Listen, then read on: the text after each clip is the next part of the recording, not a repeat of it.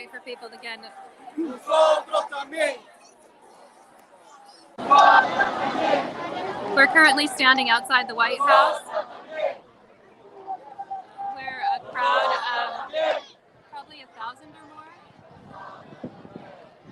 has gathered in support of Cuba, following the hashtag SOS Cuba.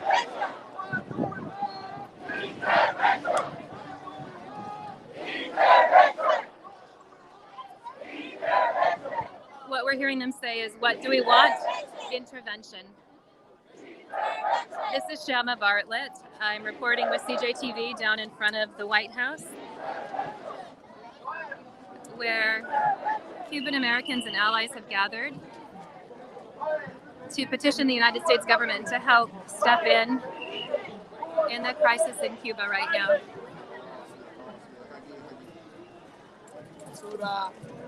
The crowd is shouting, what do we want? Intervention.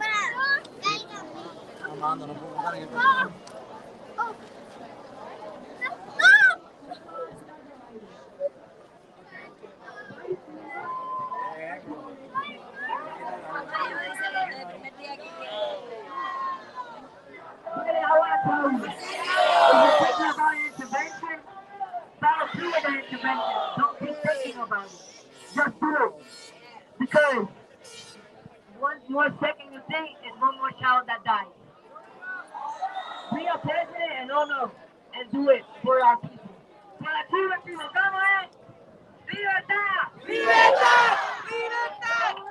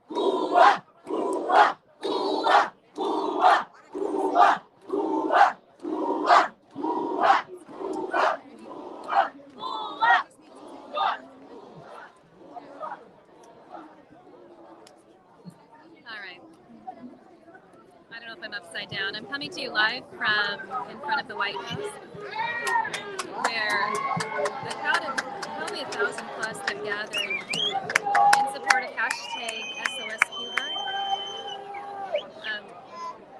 We'll talk with some people and see why they've gathered today and what they hope to accomplish. Free up for Cuba! Free up for Cuba! Free up for Cuba! Free up for Cuba!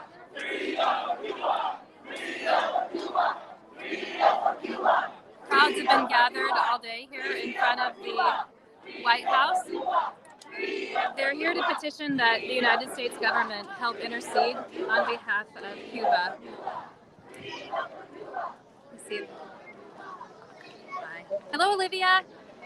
Hi. Right now we're live on our social media platforms, and I wanted to know if I could ask you a couple questions. So you've been out here 4 days already. You know, let me plug this in really quick. All right. If there's a sound issue, please let me know. All right, can you tell me your name? Olivia Valdez. And Olivia, where are you from? Well, I'm originally from Cuba, born, raised, had to emigrate. and I've been here for 7 years now.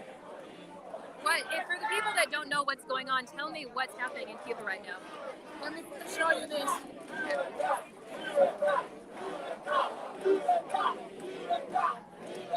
And why do you think that is an important? Why do you think that's an important point to make? The most important point is the damn embargo. And sorry for damn, but that's what it is. We don't want that lifted. The communists around the world, I don't want to say the Democrats, but the communists around the world want for us to lift the embargo. That's not what we want. That's the excuse that Russia and China want. We don't want that. We want freedom. Listen to my people.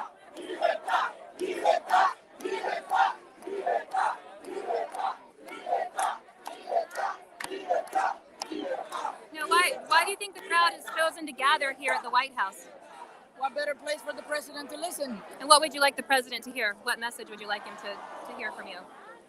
There's a lot of messages. The first one is intervention. What kind of intervention are you looking for? That's the politically difficult one. Military intervention is hard, but we would like it, we're ready for it. Human intervention is hard, but we would like it, we're ready for it. Not to go to the government, though. Do not negotiate with the government. Cuba's government is communist. We don't want that. So communists would equal to you like corruption, lack of rights and freedoms of the people, correct? Yeah. That's what I mean. They don't let our people speak. They shoot them dead.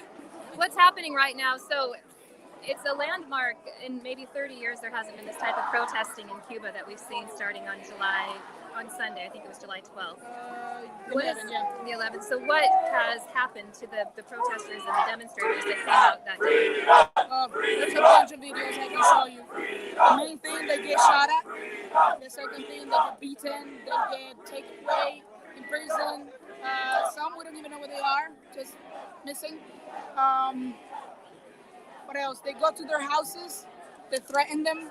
They threaten their children to join their side, to help them kill the country, the people that are fighting for freedom.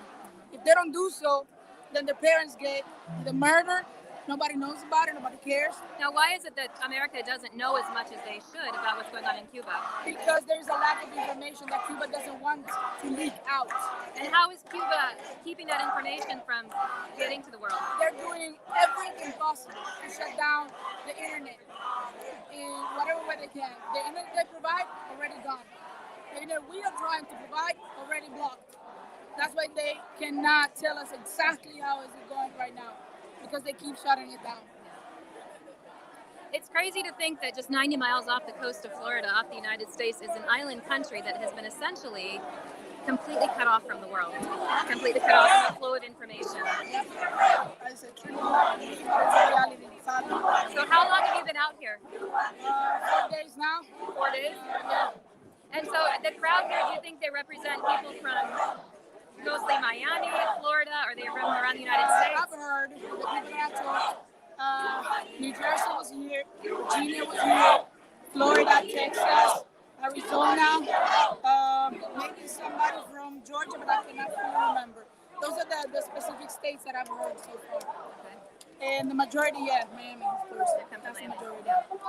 And they've come here to the Capitol. I know there's been protests in Miami and Tampa, all over Florida, Little Havana, and they've come here because they want to let the president know that they're petitioning for intervention. What are they saying right now? Biden until when? Cuba is waiting. So Biden, Until when? Cuba is waiting. has Biden addressed this issue yet? Yes, no. Zero. Not a word. So what is the fact that you came with here? My family. Right there. That's your dad. Are your parents from? Were you born in Cuba? Yes. You were born in Cuba, parents are and so born- your parents immigrated. Do you mind if I speak with you for a few minutes? His English is very little. Very little. Okay. So can I ask him, why did he immigrate? When did he immigrate from Cuba? How old was he? Okay. He's been trying to immigrate since 1994 when the Mariel thing happened. They know what Mariel is. But he finally made it. ¿Cuándo fue que tú saliste de Cuba? 2006. 2006. We finally made it out, and we didn't come here straight because we couldn't. We had to go to Italy, live there, and then come back over here to the United States. This is where we wanted to be, but we couldn't come because everything else that I've already said. Yeah. But yeah, I was born in 1994. When Fidel. So you were 2 years old when they came to America? No, when they started? No, I was 13 when we. Okay, I misheard the dates, yeah. We were able to make it out as 13, but he started from way back. 1994 is little already. What other questions do you have? I wanted to know, so why did you decide to immigrate out of Cuba? Okay, fue que saliste de Cuba. Yo no emigré, You didn't immigrate. yo escapé. He escaped. Los cubanos no emigramos, Cubans do not immigrate. escapamos He escaped de esta maldición. from that. This is a problem. This is a very big problem. So was escaping Cuba a matter of life and death for you? Escaparte de Cuba era una cuestión de vida o muerte para ti. Yes. Yes, man. I and my family. Him and his family. So, and why does he feel that way? ¿Por qué te Can you sientes explain así? more? ¿Puedes explicarlo? What? ¿Por qué te sientes que te hubieran matado si estabas en Cuba? So I asked him why escaping Cuba was a matter of life and death. It's hard to put it in words. So La ideología comunista the communist ideologies es totalitaria. is totalitarian. Un sistema totalitario The totalitarian system es genocida. is a genocide. ¿Por qué? Why? Because Because priva la libertad they do not allow freedom, individual. individual freedom. No hay vida sin libertad. There is no life without freedom. Because we are immigrants. Todos emigramos. We're immigrants, yeah. Por eso todos emigramos. That's why we all immigrate. Remember, no estamos aquí porque emigramos. Escapamos de nuestro país. Remember, we're not here because we immigrated. We escaped from our country. Okay. Thank you. Por eso esta maldición. Esto es una maldición para la humanidad. Hay que combatirla. We have to Esta fight this. ideología es maldita. That is bad. Mata o no mata. Esto es peor que el COVID. Esta es la That is epidemia worse más than grande. COVID. That is the Esto ha worst matado epidemic. millones. That has killed millions. Say that again. Communism has killed millions. That is worse than COVID. It's worse than what? COVID. COVID-19. COVID. I'm sorry. Yes. Has he? Do you still have family then back in Cuba? Yes. And have you been able to have contact with them? Very little contact. Every time that we try, not even 2 minutes and they cut it. Not even. And I'm not Okay. lying about this. How are you guys doing? We're fine. Don't worry about it. Boom. Done. And I know that the phone lines and the internet is all controlled. It's a monopoly controlled by the government, correct? And so they have access to cut communication off for anybody. They can monitor it. They can see what you're saying. They can go and find you if you say something, even outside. So mainly all the people that are here, we also are afraid. None of the people that are here that have showed their faces can go back to Cuba to see their family ever again. If we do, we won't see the world. So again. even being here, you feel that your life would be in jeopardy by standing in front of the White House protesting Absolutely. and speaking for Cuba. My face right now is in jeopardy. And I'm not afraid. I'd rather die than not be free. That's the problem. And that over here, same thing. Sorry, I'm looking at you. No, you're fine. You're fine. That's wonderful. So is your mother here as well? Yeah, she was back there. We've been here since early in the morning. You've got to be tired. And did you say that you came up and you guys were sleeping in your car? Yep. Where were you sleeping in your car? In rest areas, drug stops. Yesterday we had to rest properly, so we went to that hotel finally. That's what we've been doing. Your father is very passionate, but I understand if you understand that what's at stake. Cuba Do you necesita think la Americans ayuda. understand No the solo de fight and América, the del emotions mundo. that you're having right now? Cuba necesita todo. Maybe they do, maybe they don't. I'm not Los going to rusos judge dan anybody. dinero para Cuba. There are some people in this country that golpe have... en Cuba. Los cascos los mandó Rusia. Sorry. No deben quedarse callados. El único que ayuda es América. España, The only ones Francia, that help is todos America. dan dinero. France, Russia, China, they only help from In what way? Oh, okay. Well, I wonder if living in a country, if you were born into a country that has democracy, perhaps you take for granted what it feels like to not be able to peaceably, like these, what would this be if this was in Cuba right now? To stand in front of the Parliament building with No, it wouldn't be. thousands of people. It wouldn't happen. There is no way. It wouldn't be. Have you It has seen any been- military, have you seen any police presence out today? Yes, but they have been friendly. They have been asking us if we are hydrated, if we're eating, if we're resting. Nobody has been aggressive. Nobody has been pushing us out. That is amazing. Coming from my country. Is it surprising to you, even though you've been in America for a long time, does that still Yes, surprise it you? is. Yes, it is. Because over there, you park the car for a minute and they come to ask you, why are you there? It's a freaking park, right? Yeah, but why are you doing your own park? You gotta get out. But why? There is no why. You just have to go. Here you're gathered. How long do you think the people will stay gathered here? I hope for as long as possible. As long as Biden says or does something on the matter. I don't know the situation of people. We don't have a leader. This is where it feels it. They come. Whoever can, they come. Is there anyone in particular out here who's risen up as side of an organizer, or who is leading the charge say- on organization? I would say go up front. Go up front. If you see him, there was a guy with a flag with a chair and a cross over it. With a chair, he's right there. Okay. That's the guy that has been leading the people the most. If you see him, go to him, speak to him. Has it just been chanting and so it's hard to know the president has not addressed this issue. Not at all. Not at all. Not at all. He only has a place that he wants to provide internet. That is the extreme. Has he done that? So it's just that he wants to provide it. Exactly. And when did he say that? Just before Fox News talked about it, I think yesterday, Posada is not totally open. Cuba blocks the internet. He says, I was watching a report coming out of Miami, and the governor there and a group of people were saying that if they had been given, they have the technology, they have the funding, but they need to be given presidential approval and FCC approval so that they can put a balloon up and provide internet outside of Cuba's airspace so that they can give internet to the nation. So according to experts, it is possible to get. it is possible. It can be done politically and technologically. It can So be you're done. saying that politically and technologically getting the internet back to Cuba is possible. Yes, it is. Yeah. Yes, it is. And they know how. And this is what, so Biden had said a few days ago that he would help restore internet to Cuba, but it hasn't happened yet. No, not yet. No steps Not have that been we know taken. of. Okay.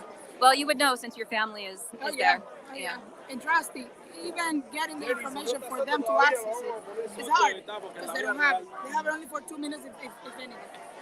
We tell them this is what you need to do. They have started to do this trick. Funny. Whatever message containing the word VPN or whichever name of a VPN that can, you know what a VPN is? Yeah, Okay. for- Whatever VPN that can help them, they block the message containing such word. So that the Cubans inside don't receive the message on how to communicate. That's how evil they are. They know what they're doing.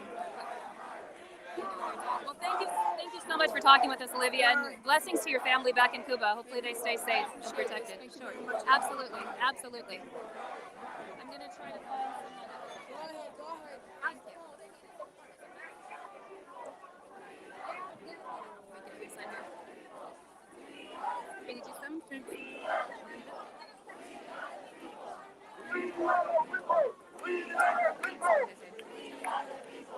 It says Biden, our people are dying and need you. Freedom. And I think this probably says freedom for Cuba. Is this word, what is this word? H-I-A? Hialeah. What does that mean? It's a city. It's a Hialeah. Oh, okay. So you guys have traveled up from Florida? Yeah. We came in last night. You came in last night. And why did you come up from Florida? Because I was born here In America or in DC? in the United States. Okay. I believe that our Constitution and what I grew up knowing and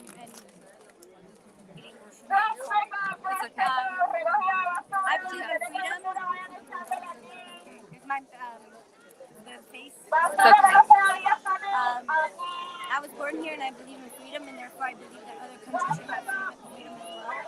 So we're here because we need to fight for Cuba because they can't fight for themselves, and we need to speak for them because they can't fight for themselves. As a matter of fact, we were walking around today and people, with our flags, and people were asking us what's going on in Cuba. And the thing is that people don't know, and if you don't know, how can you be a part of something bigger? Why do you think that Americans aren't aware of the severity of what's going on in Cuba right now? I'm not sure. I mean, I know that we've tried to make it something big on social media and stuff, but I really don't think there's a lot of press out here covering this. At least not as much as I've seen in prior protests. Sure. I mean, I see you guys out here, very little amount of people now, like I've seen in the past. Sure. So I think maybe it's a. So you just need. I was going to say this crowd has grown quite a bit today. Yeah, we were here earlier today. Yeah, it's because a lot of people came in buses. They came in buses from Miami. From Miami, from everywhere, from Tampa, from I think there's one that left another state. So yeah, they've been trying to get more people out here because Miami is doing a lot of parades and stuff like that. But if we don't come here, then we're not going to be seen. We're not going to really make a change because this is where all the change happens. So that's why we're coming here because we're asking for change. And so you've come to Washington D.C. specifically to let our government know that Cuban Americans and Cuban American allies want our government to intercede or to help They Cuba. need help. If we don't help them, nobody is. If it's not now, it's never. If we don't do something now that they're fighting there without anything, then we're never going to see freedom. And if they don't intervene now, it's never going to happen. They're going to be another 62 years. The same thing in Colombia. So right now, why do you think right now people have come together to protest in Cuba? Because that's a big deal in a communist country. I've been like a lot on social media and stuff, and they're saying that there's a song they came out that gave them hope on the street fight for themselves. But I think the bigger problem is that ever since COVID, a lot of tourism stopped. So now they really have no hope because even the little bit that they make off tourism is gone. So they have nothing. They have no food. They have nothing. The water is brown. They literally have no help. There's no vaccines for COVID. There's no medicine. My brothers in Cuba had COVID a couple weeks ago, and they just had to stay in their house, and they didn't have anything, not even a vitamin C, nothing. They have nothing, and we can't send nothing. So, I mean, I guess the situation, the reason perhaps that the people have finally come together is that the situation has just become so incredibly dire. And the worst part about it is that they've cut communications with our families. Yeah. They have no Wi-Fi. They have like I literally have to call house phone through calling cards again. Like it was 5 years ago. I thought Cuba was progressing a little bit, and they had given a little bit of Wi-Fi for us to at least see each other through camera. I went to Cuba 2 years ago, and what I saw there was heartbreaking. Mm-hmm. Everything is just.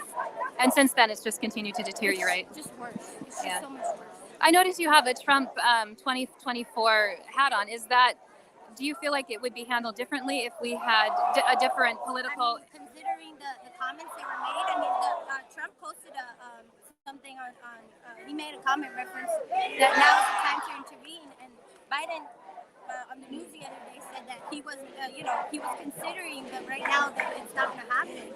So we still got to fight it because there's no hope. So, I mean, did you wear this hat specifically because you are? What's the message by wearing this particular hat? Because that's my president. Okay. That's who I believe was my president. That's who I believe was for the people. Mm-hmm. When he was in the White House, he was for America. And I believe that if he was still president, he would have been there. We would have already intervened. All right. Well, thank you so much for talking with me. Good luck to you guys. Stay hydrated. It's really hot out here. Yeah, they have some water over there. They have water stations over there. Yeah, they have in the table. ask you one other question. How did you find out that they were gathering today? Like, what is the? How are It's people on communicating? Social media. Is it under hashtag SOS Cuba, like DC, or how did you know a protest was happening here in DC? So there's a couple of Cuban artists that are going out, that are here probably today, that are organizing parades in Miami and all over the place. So they've come up from Miami here. Yeah, and then Can you point them out to me? Do you know where? What, I don't know where they are. I know it's the Beachy Boys,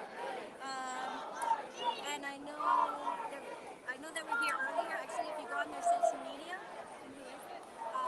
they're like Cuban artists. no, I mean, what is the name? The Beachy Boys. BTP is involved. I think there's probably a picture of them. Look for them. I'm sure there's. Can you guys let me know on the sound if the sound is good? I have a mic on. I just need to know if the sound is good. If you can hear me. Yeah, I'm live on. Oh, let me give you a. No, I'll give you a. We're live streaming. You'd like our card. We're live streaming on Twitch, See, these are them. Facebook, and YouTube.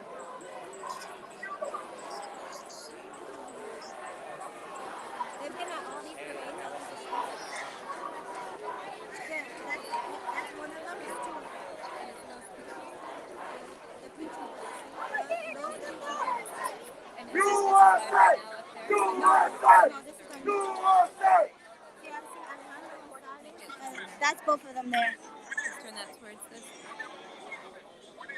So they're the ones that you can follow if you want Yeah, to see. Enrique Santos. They're the ones that are helping us. Hold on, let me see if I can get that. There's Enrique Santos, who's also involved in this movement. A lot of the politicians are also involved in Miami, are also involved in this movement. Okay. Let me take this off here. Let me try this. So I'm going to do a sound check. Can you guys hear? Can you guys hear me speak better now without the mic on? Let's see. Hi. Hi. No, it's okay. Are you up here from Miami or are you from the area? Oh my God. Yes, Yes. I came up from Miami with my sister. And how long have you been up here? Uh, Oh, this is day your sister today. here? Okay. So you guys must have driven a No, good we bit there. flew here. You flew up here, okay. Yes, and we're gonna be here till Monday. And we're gonna do as much as we can. So is your plan just to stay out here and occupy this space to get your message across? Pretty much, as many people as we can. Hey, you're so cute. You're so cute. Oh, little love. All right. So, all right. Thank you guys so much. You guys, can you hear better without the mic on? If I could just see in the comments how our sound is when there's a lot of background noise. Again, this is Shama reporting live from the White House, where a large crowd has gathered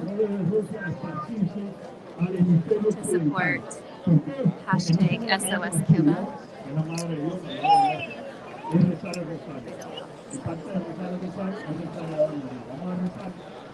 They have very rudimentary Spanish, so I think that they're getting ready to do a prayer of some kind. Los que están desaparecidos en Cuba, todos los que han dado su vida por la patria.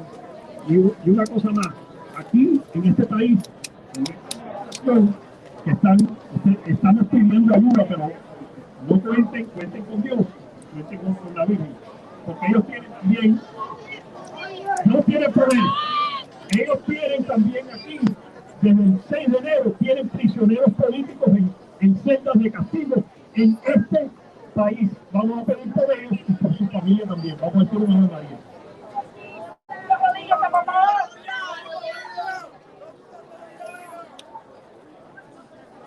The people are kneeling now in prayer. Dios te salve María, bendita tú eres entre todas las mujeres y bendito es el fruto de tu vientre. Santa María, Madre de Dios, ruega por nosotros pecadores, ahora y en la hora de nuestra muerte. Amén. Virgen de la Caridad, salva Cuba. Virgen de la Caridad, salva Cuba. Virgen de la Caridad, salva Cuba. Amén.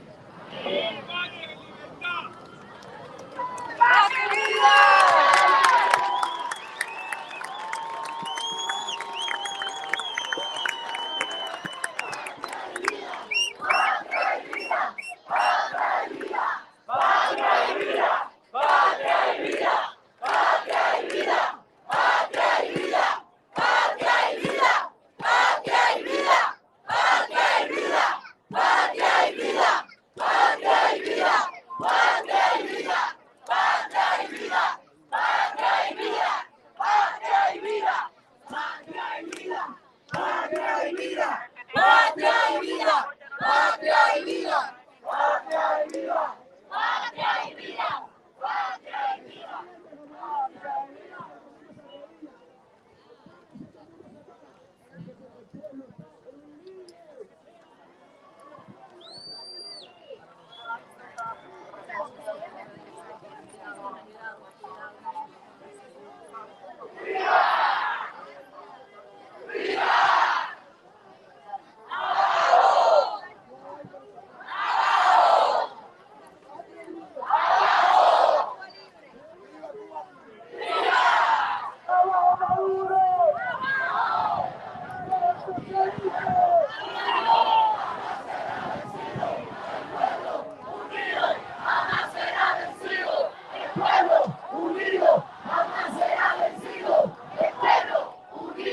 Jamás será vencido. El pueblo unido jamás será vencido. El pueblo unido jamás será vencido. El pueblo jamás será vencido.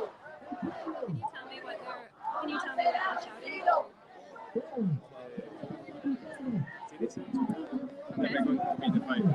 So, The people together so like united we stand, Yeah, like divided we fall. the people together doesn't going to be divided. So they're saying the people together will not be divided, Divided. Like, defeated? yeah. Okay, so people together won't be defeated. That's what they're saying. Okay, thank you. So the people are chanting, people together will not be defeated. So the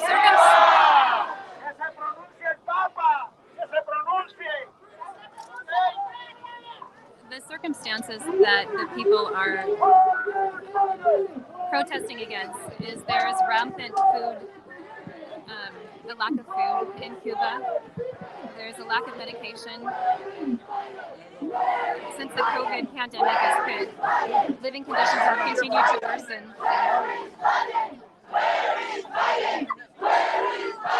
To the point, the crowd is shouting, "Where is Biden?" in front of the White House.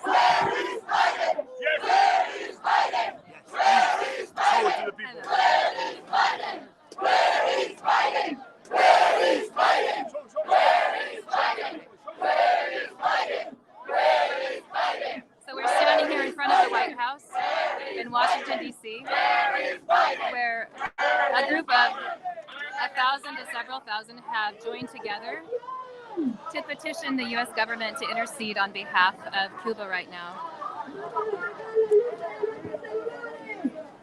Several days ago, the people of Cuba protested for the first time in over 30 years as living conditions there have worsened and as the communist government has increased restrictions on individual freedoms. The people are shouting for intervention. There's been a lack of food and a lack of medicine. People have reported that there's no medical care, and that with the COVID pandemic, people have just been dying in the streets. So this crowd is gathered here in front of the White House.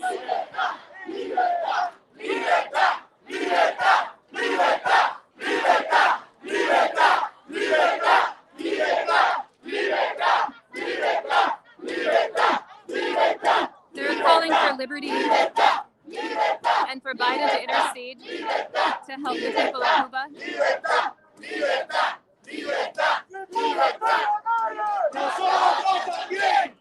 Currently, the Cuban government has cut off internet contact so that the people in Cuba have no method of communicating with the outside world or even with one another.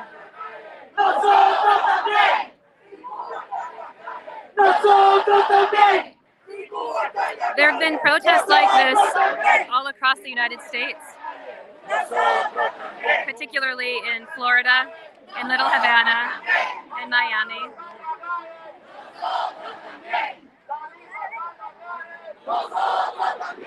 Since the protests have started in Cuba, there have been reports every day of people being detained, arrested,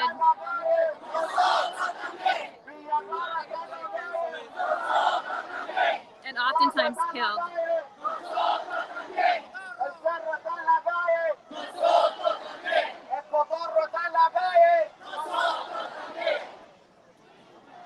Many of the people here have come from as far as I don't know if you guys can hear me as I'm speaking or not, but people here have come from all around.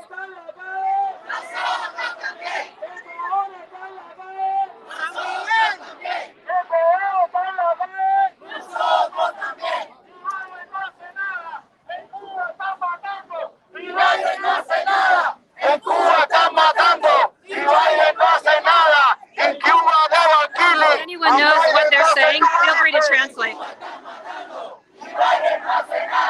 En Cuba están matando y Biden no hace nada. En Cuba están matando y Biden no hace nada. En Cuba están matando y Biden no hace nada. En Cuba están matando y Biden no hace nada. En Cuba están matando y Biden no hace nada. En Cuba están matando y Biden no hace nada. En Cuba están matando y Biden no hace nada. En Cuba están matando y Biden no hace nada. Joe Biden, we need your help. Joe Biden, we need your help. Joe Biden, we need your help. Joe Biden, we need your help. Joe Biden, we need your help. Necesitamos para atrás, caballero. Necesitamos para atrás.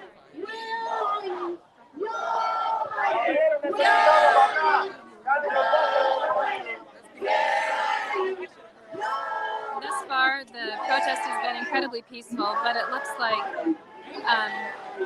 law enforcement is keeping a presence here.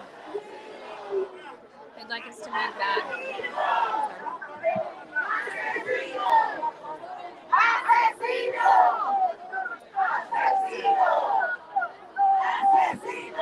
So the reason this is significant is that this level of protest and civil unrest in Cuba hasn't been seen in well over 30 years. They're obviously a communist government, and there is no right to assemble. There's no freedom of press or speech. So seeing a gathering like this of Cuban Americans and allies is unprecedented.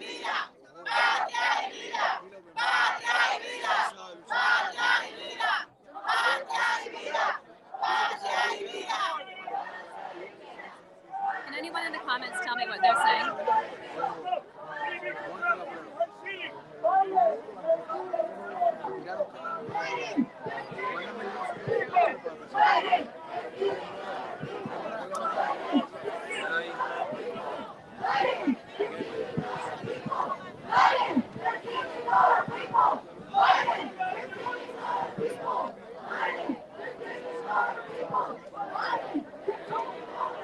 Throughout the day, the numbers of protesters here have continued to swell.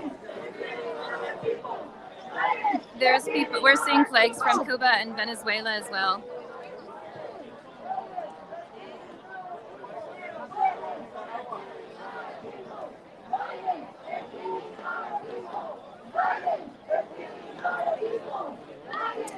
Did I speak with you the other day?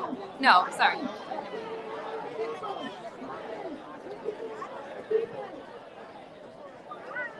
Can you guys hear me when I'm talking into the camera?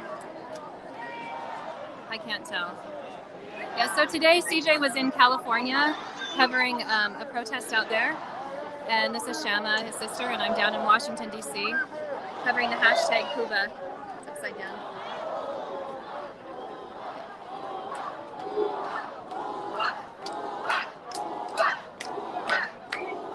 What is the back? Are you up here from Florida also? Yeah. You're up here from Florida? Can you tell me why you decided to come all the way up here? I decided to come up here because my parents flew from Cuba because of the dictatorship. They didn't want to live like that no more. My father was a political prisoner.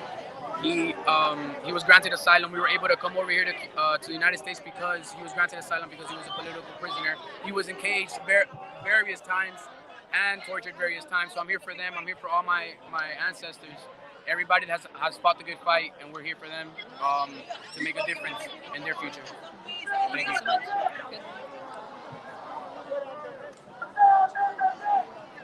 So if you've taken a minute, you can go online and look up hashtag Cuba SOS or SOS Cuba. And it takes a little bit of digging. I did some research today, and the amount of atrocities that are happening there right now versus what's being reported is pretty shocking, actually. Journalists and activists are being targeted and are under house arrest, whether they've been a part of any protest or demonstration. And many have been reported missing. In fact, today a group of a group of lawyers petitioned to the United Nations to intercede because 187 independent journalists, activists, and artists have gone missing. So I was shown video earlier today of people lined up outside of Cuban police stations, family members trying to find their loved ones. Because according to reports from the people,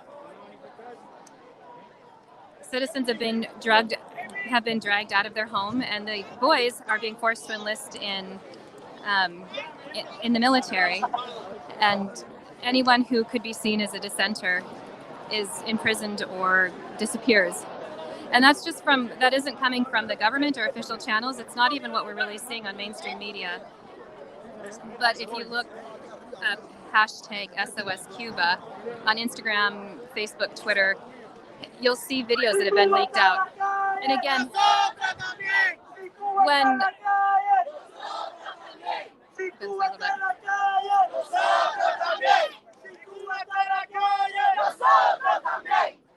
when the people began to protest, they gathered for a peaceful demonstration in a city in western Cuba on Sunday night. There had been rolling blackouts and electricity had been cut off, and it was kind of the breaking point for the nation.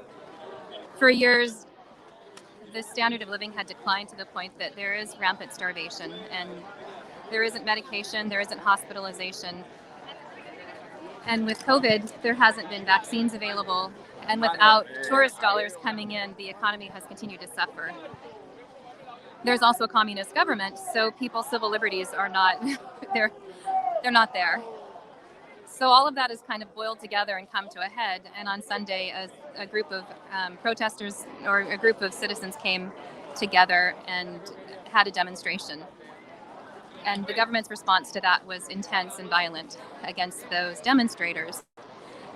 Images from that clash were spread via social media all around Cuba, and very quickly protests started erupting across the nation in 40 different cities across Cuba. Protests started erupting, and the government's response to that was to shut down the internet. So you can imagine the way that protests are organized is by social media, and the way that citizens communicate obviously is through the internet, typically, like through texting and calling. So the government, since they are a communist government and they have a monopoly on all forms of communication, they shut the communication down. And the people weren't able to communicate about protests and gatherings, but the protests continued and the atrocities continued. According to the Cuban government, there's only been one death related to protests and some injuries. But according to the videos that we're seeing and the photos that we're seeing, that number is far higher. But again, with the communist government, the only sources of media that are released are controlled by the government. So that's the backstory. Citizens have come here from New Jersey, Florida. One girl said that even they'd come as far as Georgia to come protest on the steps of the White House because they want Joe Biden and the administration to lend its support to Cuba in at least restoring the internet. The governor of Miami did a press statement yesterday saying that they had the financing and they had the technology to restore the internet to Cuba. They just needed FCC approval and they needed the political go-ahead to do it. And so that's one of the reasons the people out here have gathered, is that they want the administration to put their weight behind restoring internet to Cuba so that people can communicate with one another and communicate with the outside world. Right now, all forms of photos, videos, anything like that, leaving Cuba are incredibly censored. I talked with one protester and she said, you may be on the phone for 2 seconds and it's shut down. So this island nation that's only 90 miles off the coast of Florida is essentially cut off from the entire world. And the people here have come together. Most of them are Cuban Americans, some are Cuban American or Cuban allies, petitioning this administration to help restore the internet and to send aid and to help give them supplies to liberate them from a dictatorship that's lasted for 60 years. Many of these people have stories as well of being born in Cuba and making their way to this country. And we talked with one gentleman and he said he didn't immigrate, he escaped. Because there's no immigrating from Cuba, there's just escaping. And for him, it was a matter of life and death. And I think that story is pretty common here. I spoke with a couple earlier today whose son is a journalist, a photojournalist in Cuba, and he's been missing for 3 days. And they didn't want their faces on camera. I did an audio recording with them because they were so afraid that if the Cuban government or someone would turn, she even said, our friends may turn us in because the government is offering money for people to turn on their neighbors and to inform. So the desire of this group here and groups like this around the country is to increase the awareness of what's happening, since we aren't going to get to see the images firsthand. The government is not releasing those images in Cuba. I also think it's interesting that they're here chanting USA. They aren't in Cuba ripping down the American embassy and asking for support through violence. It's just an interesting dichotomy to the protests that we've covered down here in Washington, D.C. before. I've seen 2 Secret Service members over here. I'm sorry, Student. I've seen 2 Secret Service members and a couple of law enforcement, but they're basically keeping the pedestrians safe from traffic. The last time I was down here was, I guess it was January 6th was the last time I was down here, and it was a very different scene with the Capitol being stormed and tear gas. But the last time I was with a crowd this size in a protest, it was not peaceful. There is a lot of passion, but there isn't a lot of overt anger.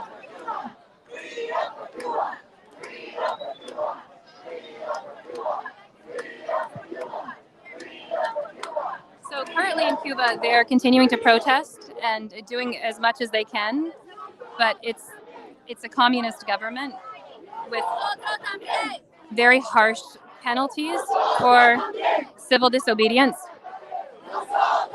So any amount of protest or demonstrations isn't done lightly. Like, it is a matter of life and death to even speak out against communism.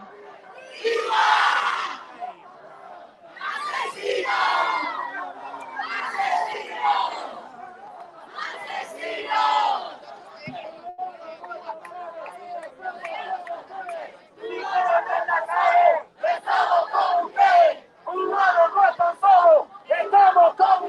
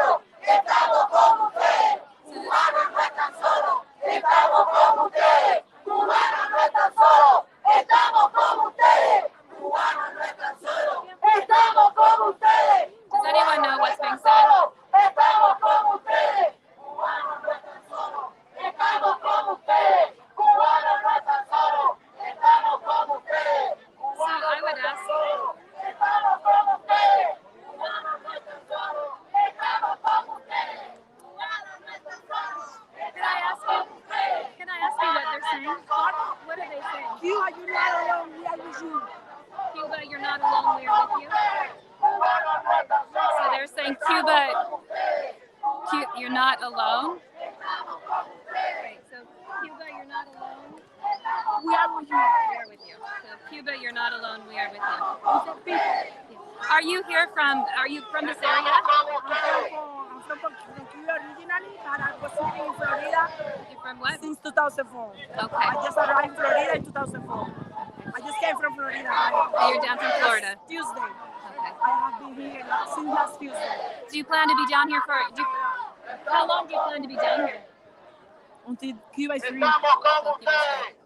That's what we want, freedom for Cuba. They are killing kids. They are getting in the house, taking the father's life in front of the kids.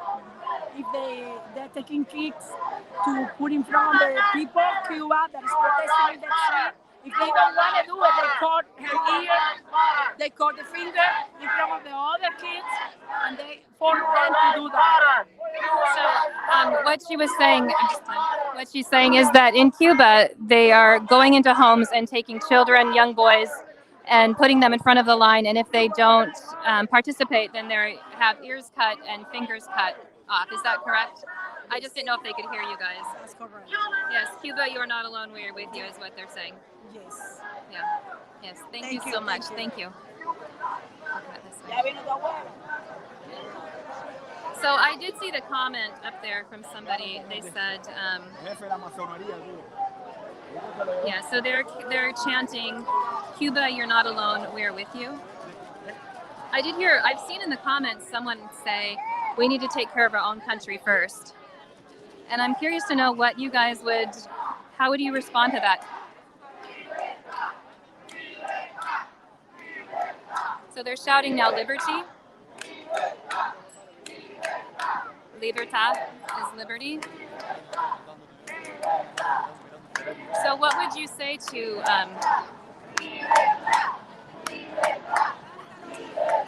if you look at our, if you look at videos that were uploaded earlier, you can see some of the images that were shared with me by a protester 2 days ago. She kind of scrolled through on her phone, and I uploaded that earlier. So we only have, the only law enforcement present seems to be to keep the pedestrians safe.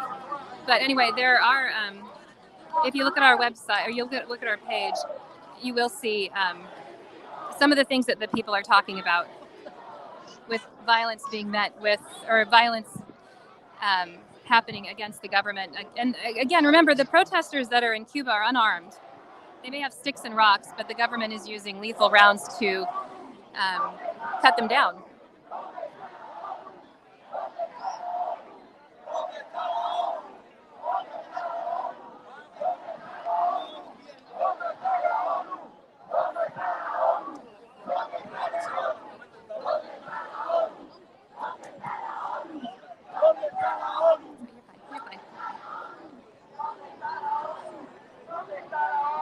This has been up all day today.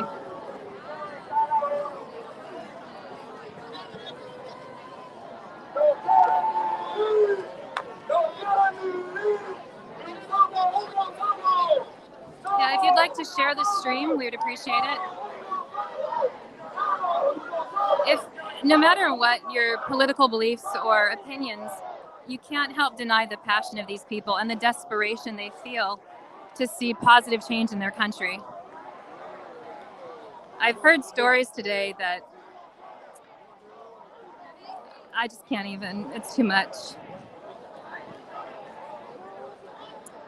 I spoke with one couple whose son is a photojournalist in Cuba, and he's been missing for 4 days. And they don't have any hope of finding him. They don't have any hope of even ever knowing what happened to him. They were afraid to speak with me on camera, so we did an audio interview because they knew that if their faces were recognized or their voices were recognized, then if their son is still alive, he wouldn't be any longer. So we are right now in front of the White House. This is Shama for CJTV. We're reporting from the White House, where a very large crowd of Cuban Americans and Cuban allies have gathered under the banner of #SOS Cuba. They're here to petition the United States government and the Biden administration to reach out aid to Cuba, which has been cut off from the world by their government. The government is communist, and they've shut down the internet. They've shut down lines of communication so that the people can't communicate with the outside world or even really effectively communicate with one another. And all of this is in response to a demonstration that started on Sunday in Cuba and slowly rolled throughout the country.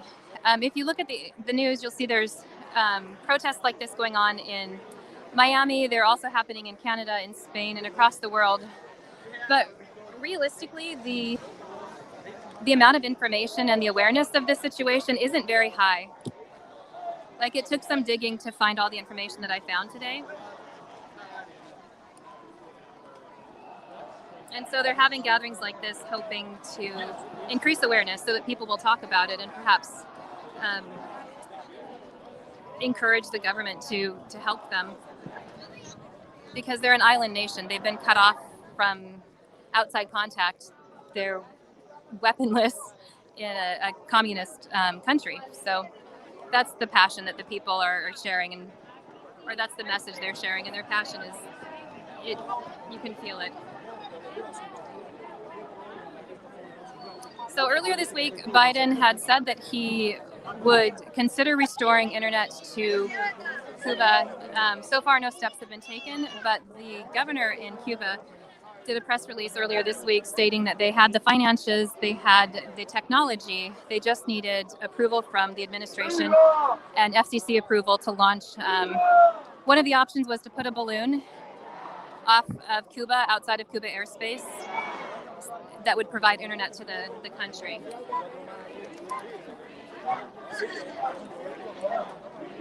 And that is one of the problems, Jennifer. I guess it's Ray Sakamandi on Facebook. That is one of the problems, is that when aid is sent to the government, it's not getting to the people. There's rampant corruption, according to what the protesters are saying. So any vaccines or medical aid that's been sent to them has been sold off and not actually reaching it to the people. One gentleman told me earlier today that his brother got COVID and eventually was put in the hospital and died from starvation in the hospital. Not from COVID. I mean, he had COVID, but because there wasn't enough food and he was older, the hospital let him die of starvation. And according, that's what he said happened. So I spoke with a gentleman yesterday, and I'll upload that interview. What he wanted, one of the solutions he had come up with was if the government would allow Cuban citizens to go back with arms to Cuba, he said they would fight. Like, if Cuban Americans were allowed to, if the government gave them the opportunity to go back to fight, they would. Of course, that would be considered an act of war, but I think if there was a plane that opened its doors and said, "We'll take you to Cuba to fight," my guess is that a great number of these people would get on that plane and risk life and limb to help get their country freedom.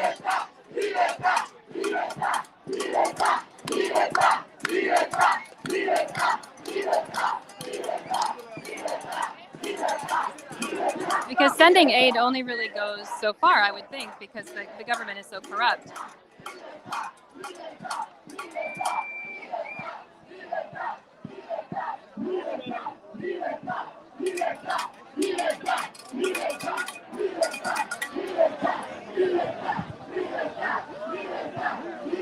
So they're shouting liberty right now, liberty.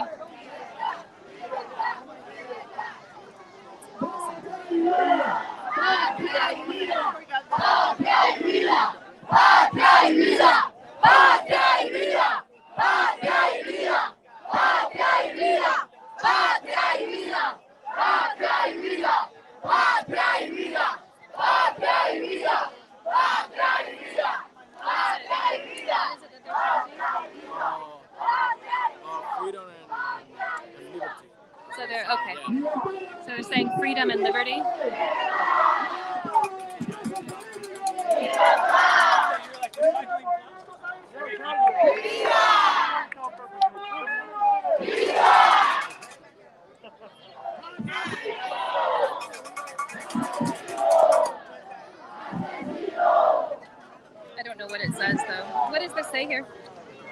Do you know? Oh, U.S. plus UN. International. There you go. It says U.S. plus UN International.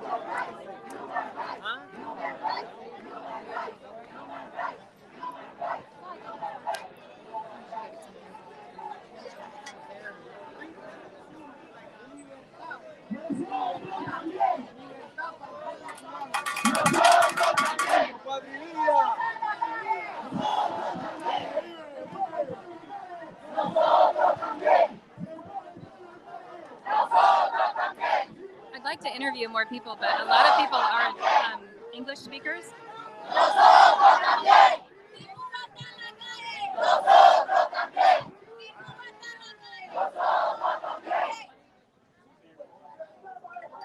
Can you tell me what you're chanting? We're saying that if Cuba's in the streets, so are we. Say that one more time. That if Cuba's in the streets, so are we. Because Cuba's in the streets, so are we. Because everybody in Cuba, like the Cuban people in the islands, are in the streets protesting day by day, without shoes, without food, without anything, getting beaten by their own people, murdered, kids getting pulled from their house so that they can fight their own people. It's disgusting what's going on. So we're saying if the Cubans are in the streets, so are we. Are you from this area, or are you I'm here? from Miami. From Miami. Oh, so you've come up a bit? Yes. I know that there is also protests going on in Miami. Why did you decide to come up to Washington, D.C.? So I've been protesting in Miami, and then I came to DC because I feel like it sends a message to the president, it sends a message to congressmen, it sends a bigger message than just Miami, right? We know that a lot of Cubans are in Miami because it's right there, right? But we're everywhere. We're all over the world. And there's not only Cubans here, there's Venezuelans, there's Americans. We're everywhere, and we're fighting for a common cause, freedom, which is what this country brings to us. So I thought if we always fight for our freedom here and we talk about freedom, liberty for all, why not come to the area where represents what our country is? The White House, the Capitol, all these monuments, all this history, and fight for our people. Our people meaning our people in Cuba. And I was born in Miami, but my parents are Cuban, and I have generations of Cuban in me. Do you have family back in Cuba? I do. I have grandparents, I have cousins, I have aunts, uncles. Can I chat with you just over here a little bit so that's not too loud? Can you tell me some of the things that are happening in Cuba right now that the American people may not be aware of?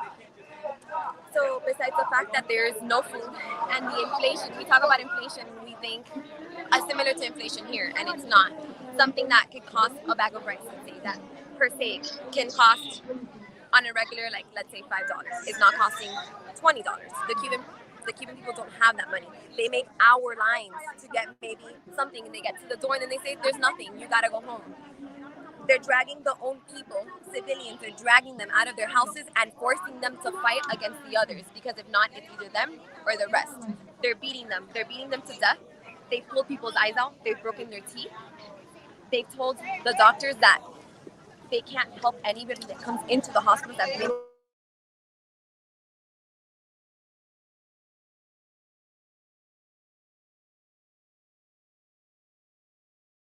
nothing. They're breaking sidewalks so that they at least have a stone so that they can protect themselves against the people. They're getting beaten. Not only are they dying from hunger, they're dying from Cuba, which a lot of people are saying that this is all because of, not because of Cuba, because of COVID. It is. That was the cherry on top of everything. But there's many reasons why we're dying. There's no water, there's no food, there's no medicine. We don't have equipment in the hospitals to even help. There's no oxygen. There's nothing. We have nothing. The Cuban people are tired, and it's time for change, and it's time. Now it's time. Maybe the U.S. can't be the only one involved, but if we all get together and we chat what's going on with our people, we can get enough help. The rest of the world can get involved and help us, because this is humanitarian. Nobody should suffer what Cubans suffer, what so many countries suffer. We should all be free. And if this country talks about justice, liberty, and freedom, then why not give that hope to people in Cuba? You know that in Cuba, they've raised the American flag, and that's a hope of freedom for them. That says something. That says it's strength, We give them hope. And Cuban people don't burn their flag, they don't burn the American flag. They love us, and they wish for hope. Nobody wants to leave their homeland. I love this country. I'm from this country. I don't want to leave this country. I don't want to go anywhere else because I love my country. Same thing with the people in Cuba. They don't want to leave their country. They're not fighting to come to this country. They're fighting for their own island, for their own freedoms, and for their human rights, which is above even for them. That is an interesting, I think that's a really poignant point, is that they're not fighting to come to America. They don't want necessarily America to come to them. They want to have their own liberties. So why do you think that it's necessary that they reach out and Americans? I mean, one of the comments I got, we're live streaming right now, and one of the comments that someone said is, we need to fix our own problems first. So why should America go help Cuba? We got so many problems. What would you say to that? Problems, so why can't we do both? Why can't we fix our own problems and help others? Aren't we the biggest country in this world?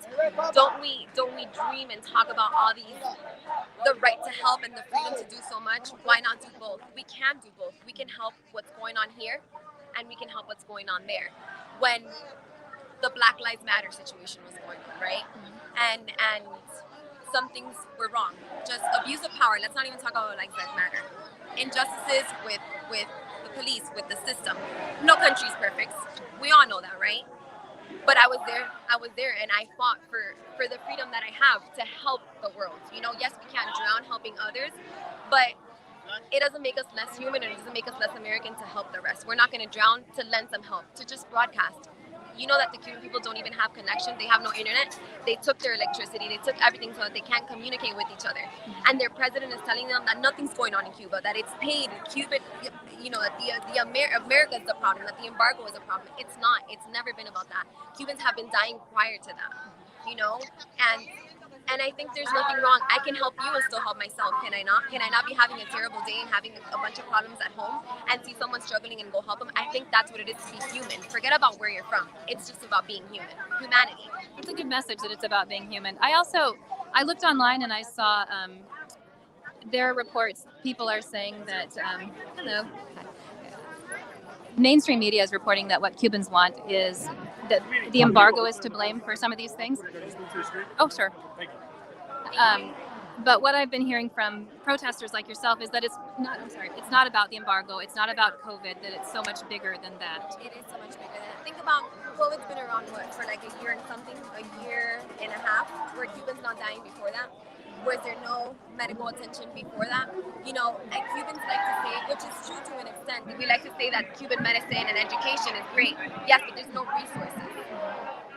Simply as going to a hospital where there's no oxygen, there's nothing to give you an IV, there's no clean beds. You know, people are sleeping on the floor of the hospital because they're dying. And whether it's COVID or not, this has been years after 62 years. Let that be known. Someone's whole lifetime, almost my grandmother's entire lifetime in Cuba, has been oppressed by Cuba, and that's not, it's not right. It's not right, and now is the time to do something. If the Cubans feel hope, why should we not feel hope and empower them to keep fighting in their own country? The same way that we get up, and if we want to fight for whatever we want to fight, we get to do that. We get to chant against and for whoever we want, and nothing happens to us. You're not going to get dragged out of your house. I will not get dragged out of my house. I think that's just, freedom is not something that should be given. It's just a natural thing that we all should have as humans. So yeah, go ahead. The Secret Service has asked that we move back from. I'm sorry. The Secret. Thank you. She saved me from a scooter. The Secret Service has asked that we move back from the fence line in front of the White House. I'm not really sure why. I think they just want to keep they did it earlier. I've been here for a few hours, and I think they just want to keep civilians walking and just peaceful and away from the White House. I think we're way too close. Has there been anything that's less than peaceful today? I haven't seen anything at all. And I've gone to a few, I'm from Miami, I've gone to a few protests in Miami, and I have not seen any violence. I personally have not. I haven't seen it on the internet. Can it happen? Yes, but even walking here, we walked from the embassy, and the thing that we kept saying is, we can't be provoked. There should be no violence. We want this to be peaceful. We want to be heard without violence, without being criticized or forgotten because of. We've even talked about no littering. There's a lot of people, I don't know if you've seen them, picking up trash, screaming, please don't litter, please don't eat trash. We're here for a purpose, and we don't have to destroy anything in the process. I don't think destroying anything is really the solution to anything. I don't think burning anything, breaking anything, does anything. If we talk about injustices, isn't it injustice to destroy things? Isn't it injustice that this country has given so many Cubans here freedom? So we don't hate this country. We fight for this country. We will continue to fight for this country. We don't want to destroy it. We just want freedom for our people as well. Thank you. Thank you so much for talking with me. Thank you for Absolutely. Absolutely. You too. All right. Well,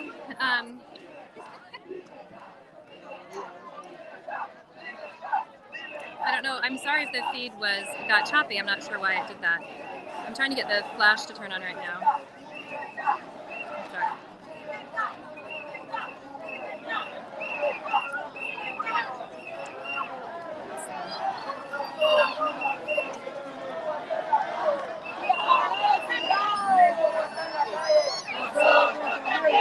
Okay, that's not what I wanted to do. Just a second.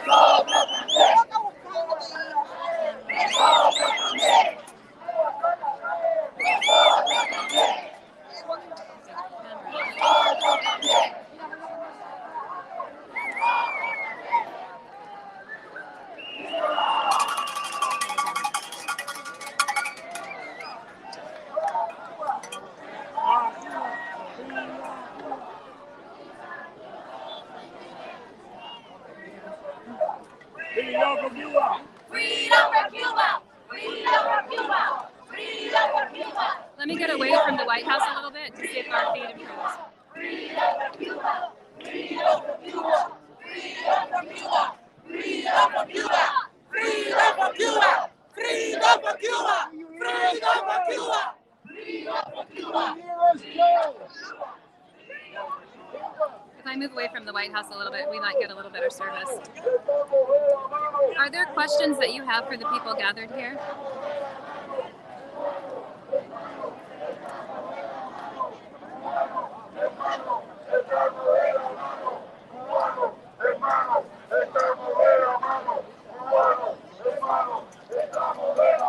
I think they're saying, I don't know what they're saying. If they're mano a mano. Can you tell me what they were chanting? Just now. Is mano a mano or something? Oh, it says, brother, we're holding hands right now. Each, like, brothers and sisters. We're together. Very nice. Thank you so much. No worries. So what intervention would you like to see as a question? I think I'm going to have to move back further.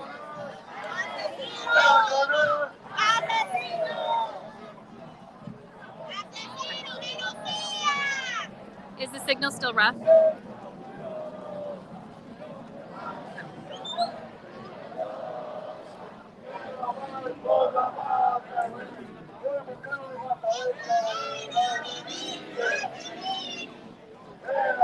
Is the signal still rough?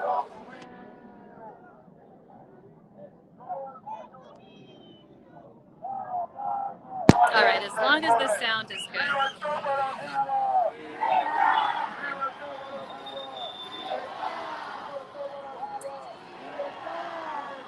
So this is interesting. It's a protest for hashtag SOS Cuba, but there's also quite a lot of BLM signage here.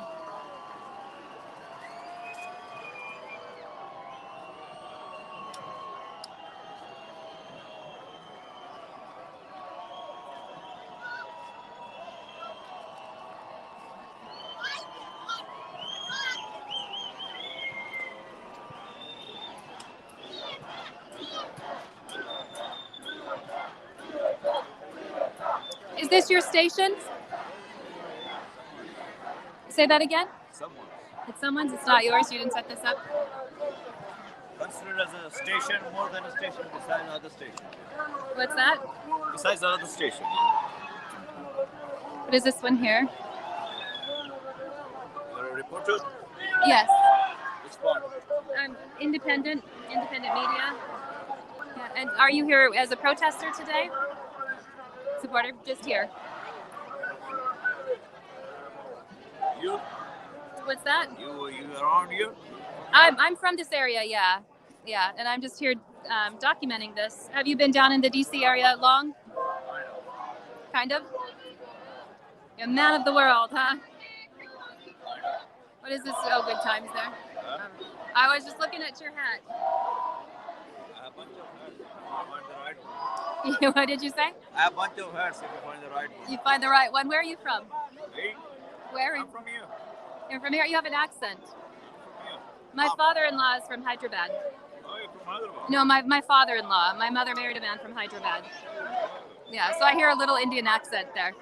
Yeah. You been to Hyderabad? I haven't. My mother spent some time there, though, so I've seen a lot of photos. My father-in-law said you're not allowed to go. My father, I wanted to go with my children, and he said, no, you cannot go. I said, okay. Right. He said it wasn't a good idea for me to go, and I said, all right. How about Scotland? What's that? You've been to Scotland? I've been to Scotland, and I've been to Ireland and stuff. Oh, why do you ask about Scotland? A lot of things around Scotland. What's that? A lot of things around Scotland. Yeah. It's a beautiful town, a beautiful place, right? It is, and once you get... Like the whole countryside, you know? Yeah. Especially Polish, Finland. Yeah. Once you get out of the United States, it's amazing to see how close everything is in the world. Oh, I know. Like once you get to Scotland, you can go to Iceland or Poland or everything is so much closer. Especially same as Austria too. In Austria? All right. So have you traveled the world a lot? You say consider a yes or no. What's that? Consider as a yes or no. Yes. A man of mystery. All right. I was going to ask for a recommendation where I should visit next. The best view of your point. So what's that? The best view of your point. The Which are best viewpoint? Best place you like to go. Okay. See. Well, I haven't been a lot. I want to go travel more. Yeah, this is Shama. I'm in Washington, D.C. right now reporting in front of the White House. A group of protesters has gathered on behalf of #SOS Cuba. They're asking that the administration lend its support to restoring the internet to Cuba, which has been cut off since Sunday when protests erupted across the country. They're also asking that President Biden and his administration send aid to the people directly and not to the government, because corruption has robbed them of food and medicine and things like that. So let me see is my feed good now, guys? Who's the character there? There we go. All right.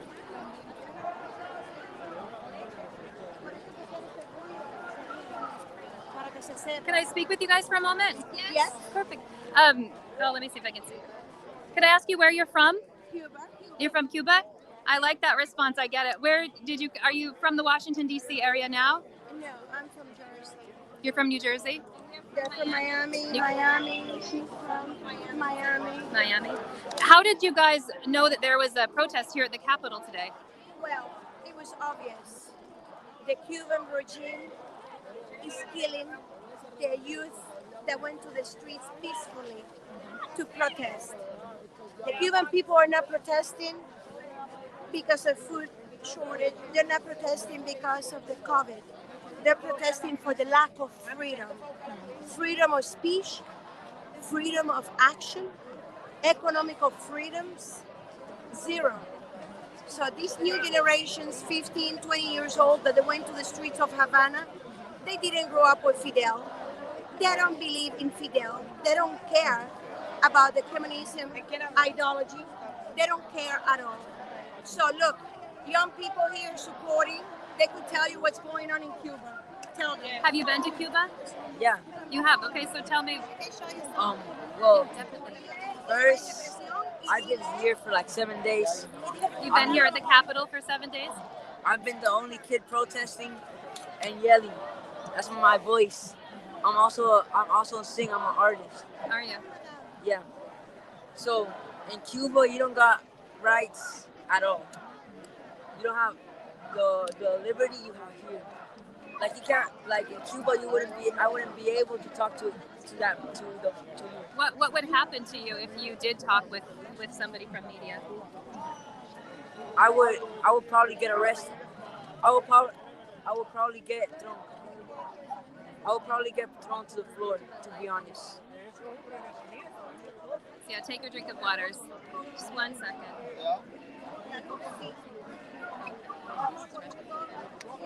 All right, so you were saying that if you were in Cuba and you spoke to press, there's no press in Cuba, basically.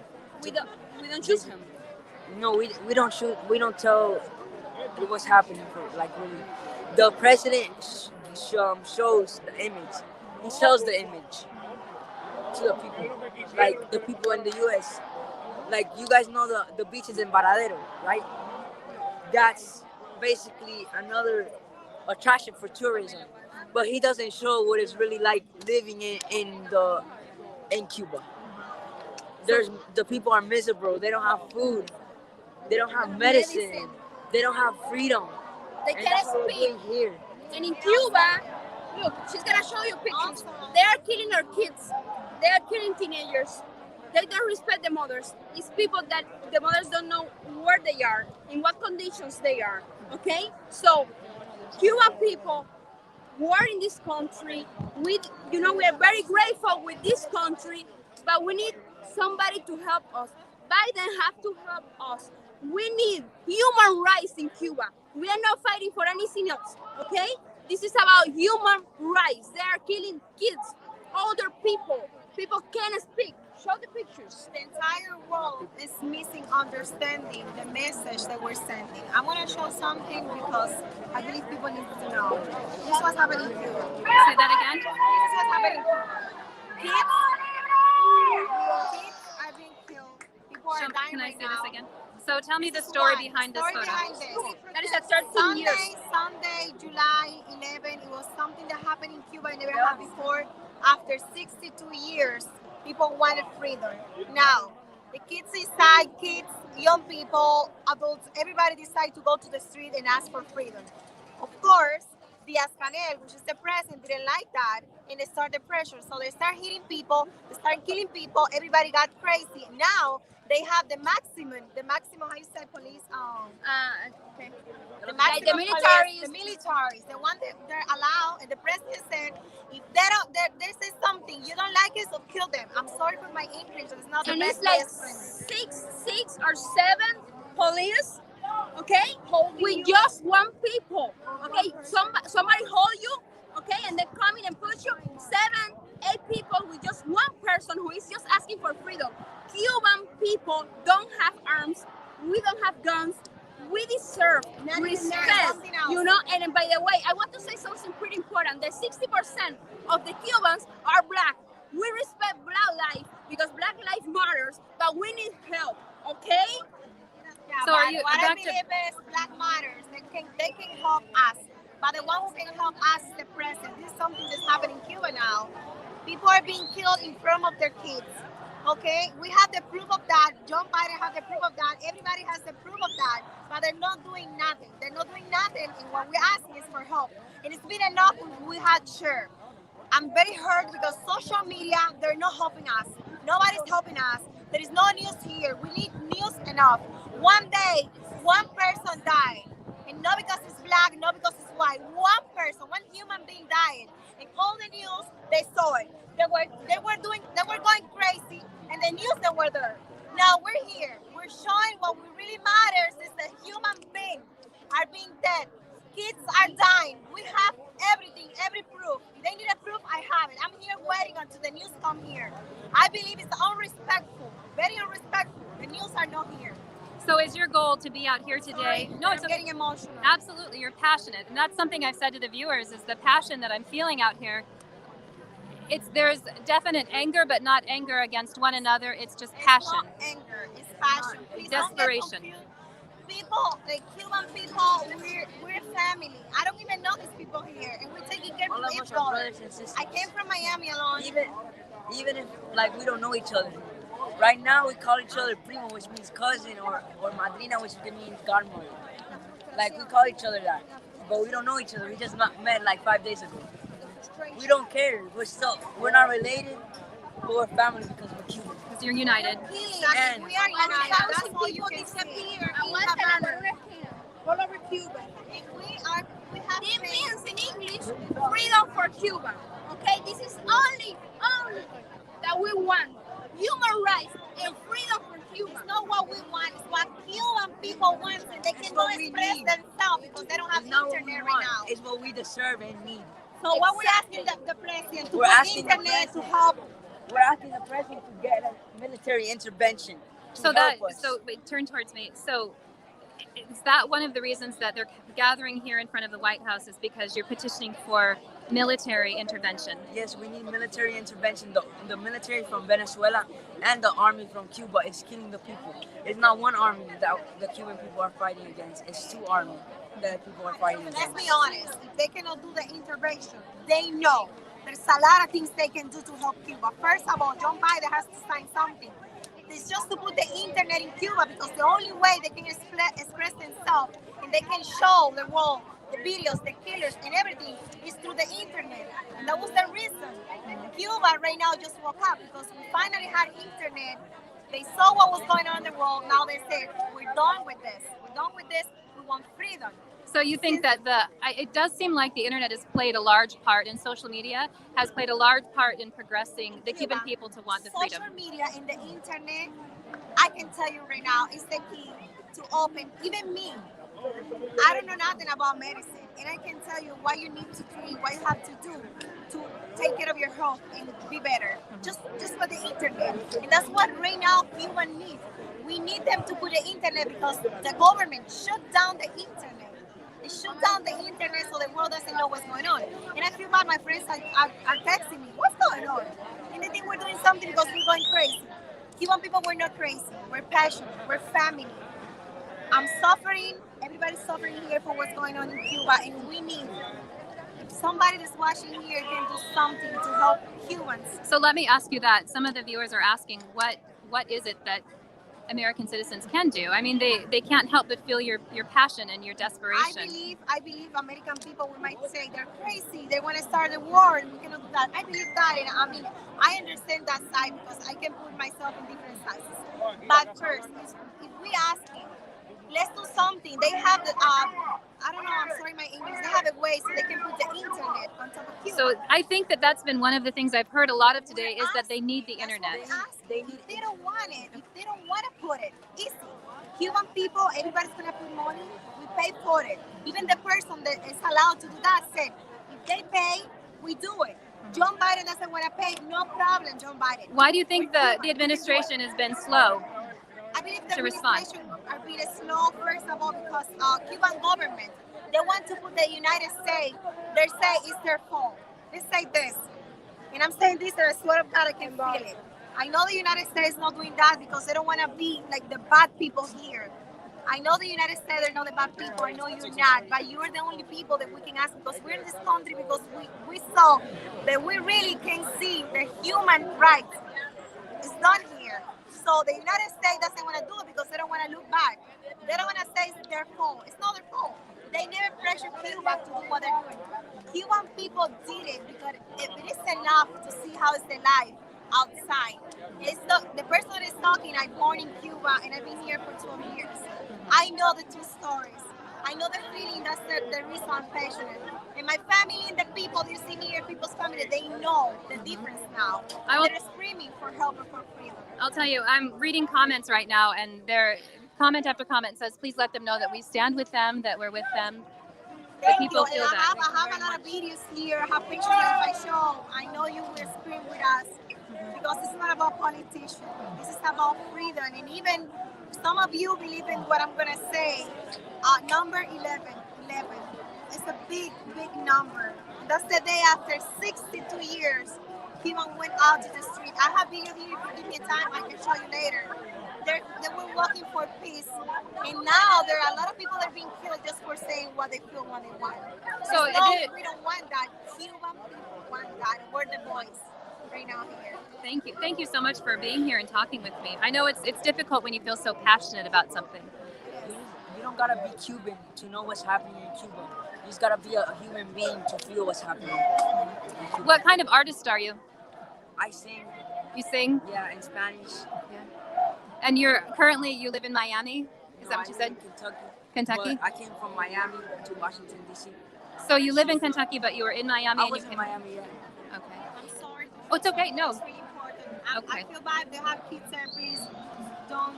So don't it's allow sensitive your kids- material. Don't allow your kids to see If you have someone watching that shouldn't see sensitive material, please don't watch.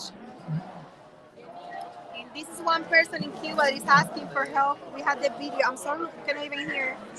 I'm sorry. This is how Cubans are right now. I feel bad you're gonna say this, but So this is a protester he's protesting. Look how he is right now. and his stomach's been sliced open. No, he has a health. Oh, problem. this is And not. He's protesting on the street. So he He has. got hurt from that. They don't care if you have health problems. He got hurt and he's asking for freedom. We just want freedom. We don't want medicine. We don't want the vaccine.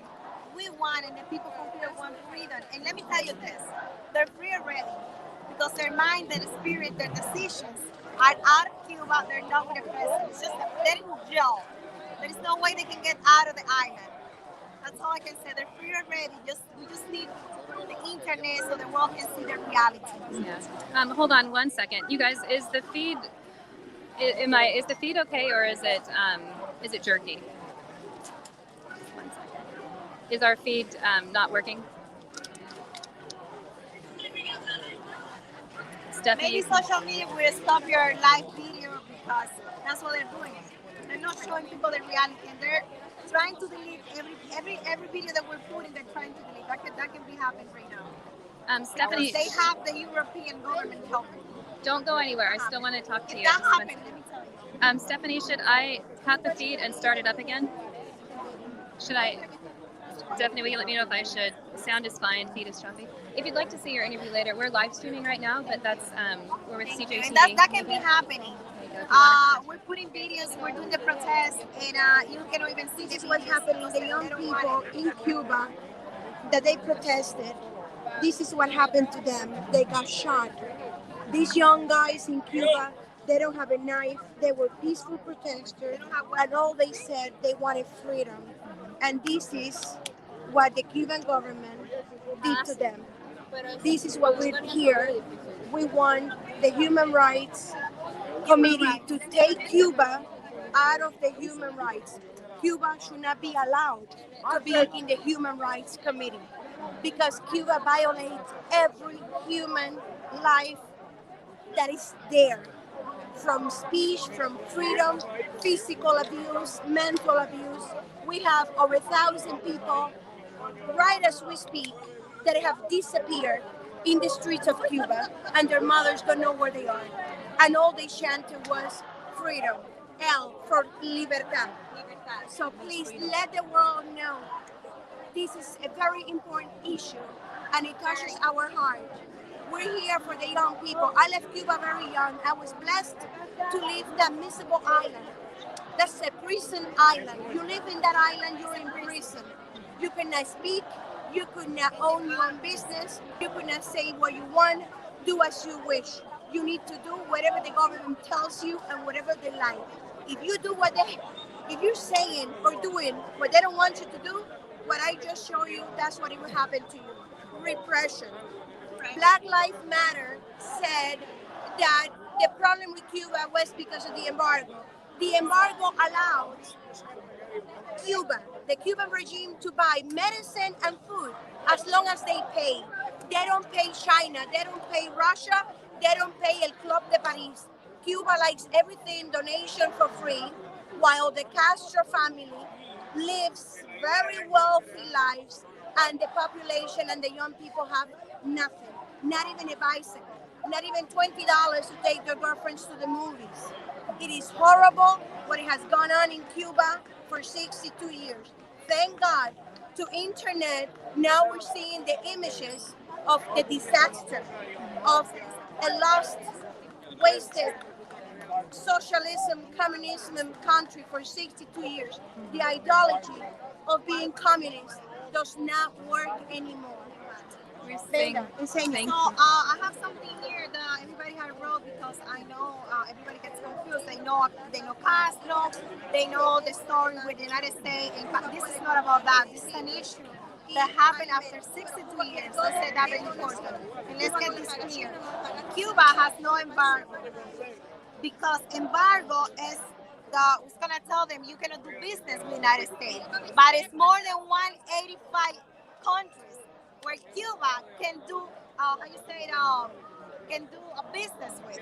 So why the United States is the United States? It's not. And this is not about embargo. This is about terrorists. They're leaving now. I wish some of you would speak Spanish. I guess that's myself better. And I have even like videos here, voicemail, that people say, please show the world that we need them. I don't want you to see Cuba like that beautiful island that you can see on the internet. If you go on the internet, you can see a beautiful island. That's all fake. That's all fake because people, they cannot even, they live there. They can't even have the food that you see. They cannot see the beautiful because they had no food, no had nothing. But they don't have freedom. And freedom is the most important in a person have. That's a jail right now where people are being killed. I'm gonna have to her. I don't even know your name. I will have to talk to you later. I will share her what's gonna happen and what's happening, and you guys will understand. This is not about embargo. This is not about politicians. This is about human beings. We're crying because little kids, people are dying, and it's not one. So is there something different now? Cuba has been under communist leadership for a long time. So it's the internet. Yes, I think people in the comments were asking that, and I think that out to make them free. The kids, the internet, the communication. They see us eating, going to restaurants, having nice places, and that what's happening here. And the internet is the key for every human being. I didn't even know about meditation, and I saw one day somebody was doing meditation, and there's just so many things. Every question that I have, I go to the internet. Cubans, they don't have that.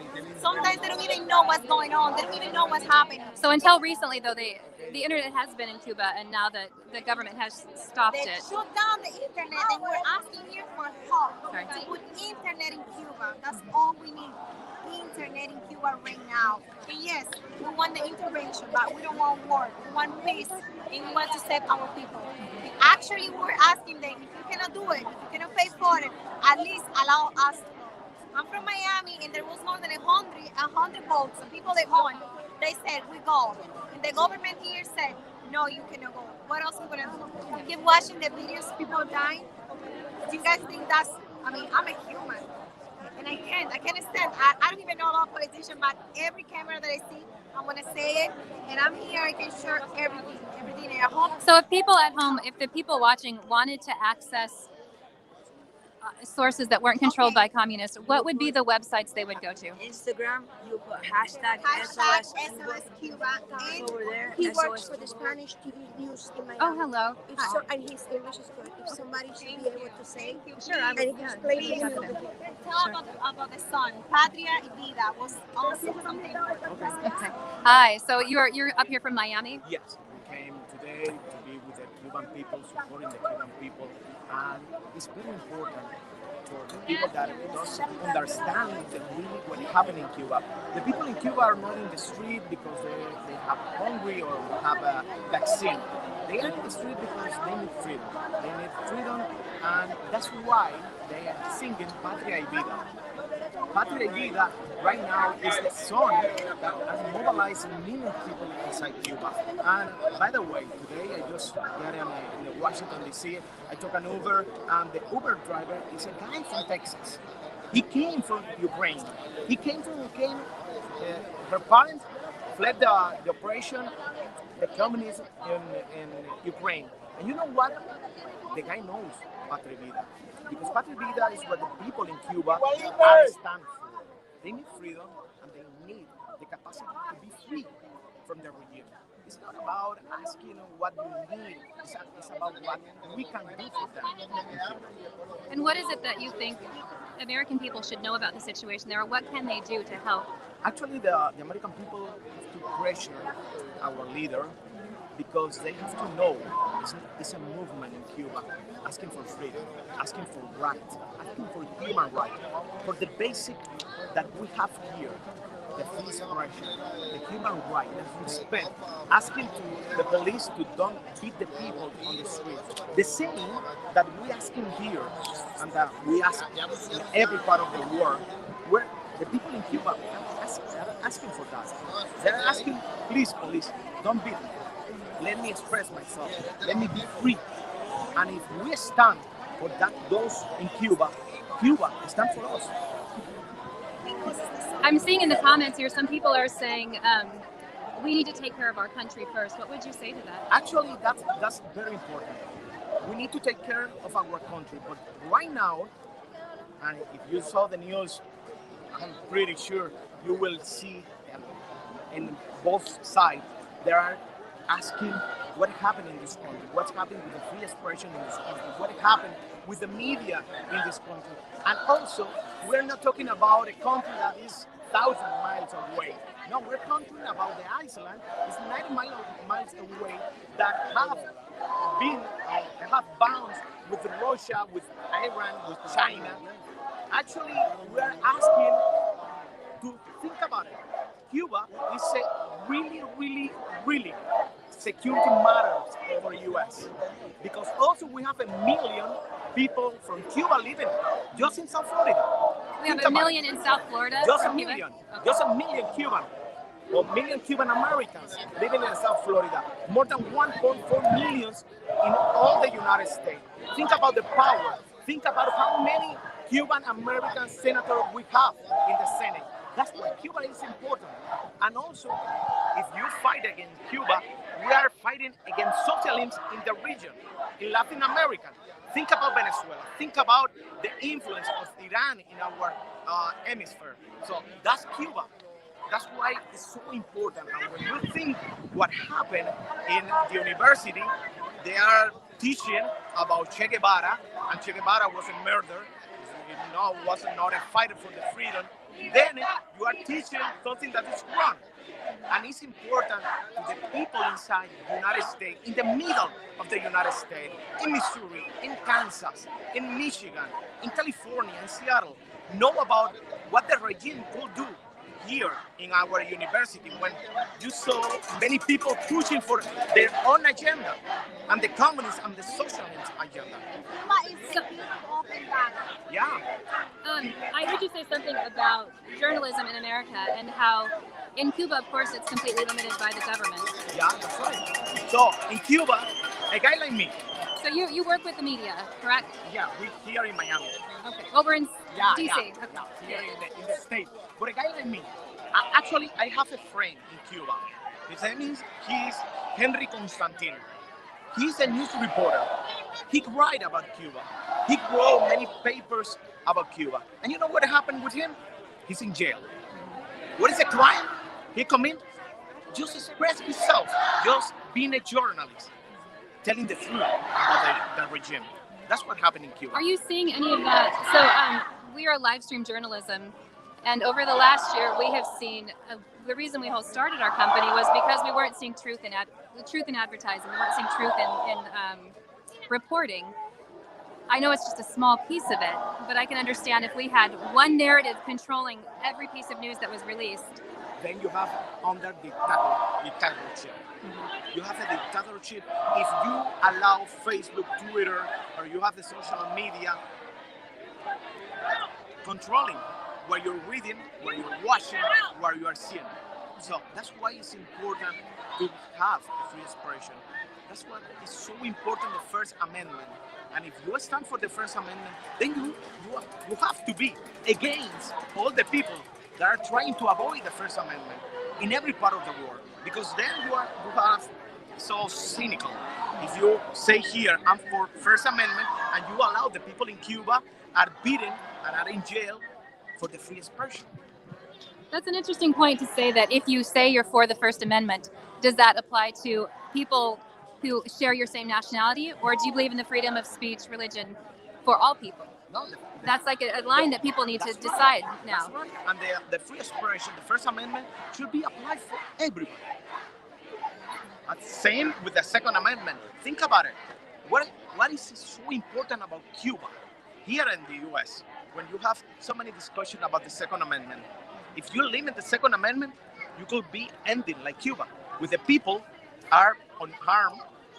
They have no guns in his power to defend the people, to defend himself from the government. And you have to be clear. And that's something I don't think American citizens completely understand, is that when they go out to protest, they literally have there's no weaponry. No, they're not armed in any particular way. They only have their hands and their minds. They have no other weapon beside her voice, beside her hands, beside her minds. And that's why the regime tried to keep their minds, their voice, their hands tied. And that's why it's so important here in the US, we keep this country with the free expression, with the Second Amendment alive. We have to understand when the people are marching here in the US and you see side by side the cops, that's not happening in Cuba. And that's so important to think about it. How would you compare the gathering, the demonstration here versus the demonstrations we're seeing down in Miami and Tampa and Little Havana? Well, you will see it's a complete different manifestation because it's different crowds. But here, basically, what you are seeing right now beside me on the White House ground, you will see in Miami in the turnpike when the Cuban Americans and other people from Miami close the turnpike, close the Palmetto, close the street to protest, to be free. So the level of involvement is really, really high. It's much it's higher. really, really high. And also, it's very important for other people to understand when you fight against the communists, when you fight against the regimes like Cuba, like North Korea, like Iran, like Venezuela, we're fighting also for this country. Because if you don't fight for the people, then who will fight for them? China, Russia, and you will have Russia with a military base just 90 miles away from U.S. land. Can you go into that a little bit more? You said when you're fighting for them, you're fighting for yourselves as well. How? Explain that. We're fighting for the people in Cuba. We're fighting against Russia, against China, because the government is aligned with China, it's aligned with Russia, and then you will see the people when they stand up and they scream and they yell on the street and they ask for freedom. They ask for freedom also from the Russia and from the China money, and that's important. So what you're saying is that I mean, this is as much about freedom for Cuba as it is about freedom from communism. That's right. Freedom for communism, socialism, and all those beautiful words that they're trying to sell you like an ideal, but at the end it's an evil idea. And that's important to know. Let me ask you this. How long do you think the people will be out here? I don't know. They say they will be here tomorrow. They will be here next Monday. They will be here next And so the weekend. objectives that they want... Or at least until Biden present a plan to take care of Cuba. Mm-hmm. Because they are asking for intervention. Yeah. They are asking for intervention. Then Biden, you have to respond because thousands of these people vote for you, and vote for your party, and vote for your congressman, congresswoman, vote for your senators around the country. Because it's not only Florida. We ask people where you came from, and they came from New Jersey, New York. They came from Louisville, Kentucky. They came from Texas. So you have a very different crowd. Yeah, it is a cross section of people that I've talked to today. I'll give you that in case you want to say later. Thank you. And who are you from again? What? I'm from Miami. No, I mean what? It's a Channel 41 America TV. It's a Spanish station based in Miami. So you will catch up on YouTube and Instagram and Facebook, and you will see the other part of that community, the Cuban community exile that fights so much here in this country. Thank you so much. It's It's a very nice pleasure. chatting with you. Thank you so much. And thank you for the light. That was awesome. Thank you so much. I'm not getting it on. All right. Well, that was. We were talking with the gentleman there. Works for a radio station or works for a news outlet, Channel 4 News in Miami. So again, this is Shama reporting for CJTV down in Washington, D.C. We're here in front of the White House, where Cuban Americans and people that are allied with Cuba or want to stand in solidarity with them have come to petition the administration to send at least internet back to Cuba. The government there is communist and has restricted the internet. They've not restricted, they've cut it off so that the people in Cuba don't have the opportunity to communicate with one another and with the world via social media. So they're here. There you go. Let's see. They're saying, Joe Biden, Cuba needs your help, is what the chant is right now.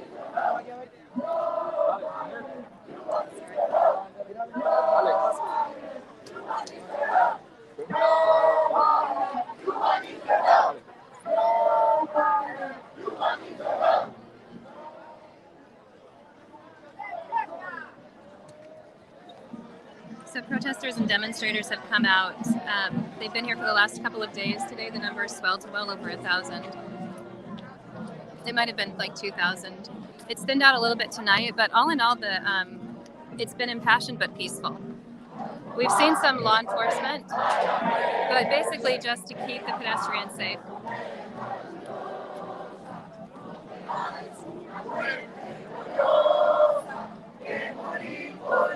Thanks, Carla. I'm concerned that this sound isn't great. I dropped my mic that I normally use, and so I don't know if I'm just using the mic on the camera now, so I'm not sure if it's working well for interviews, but.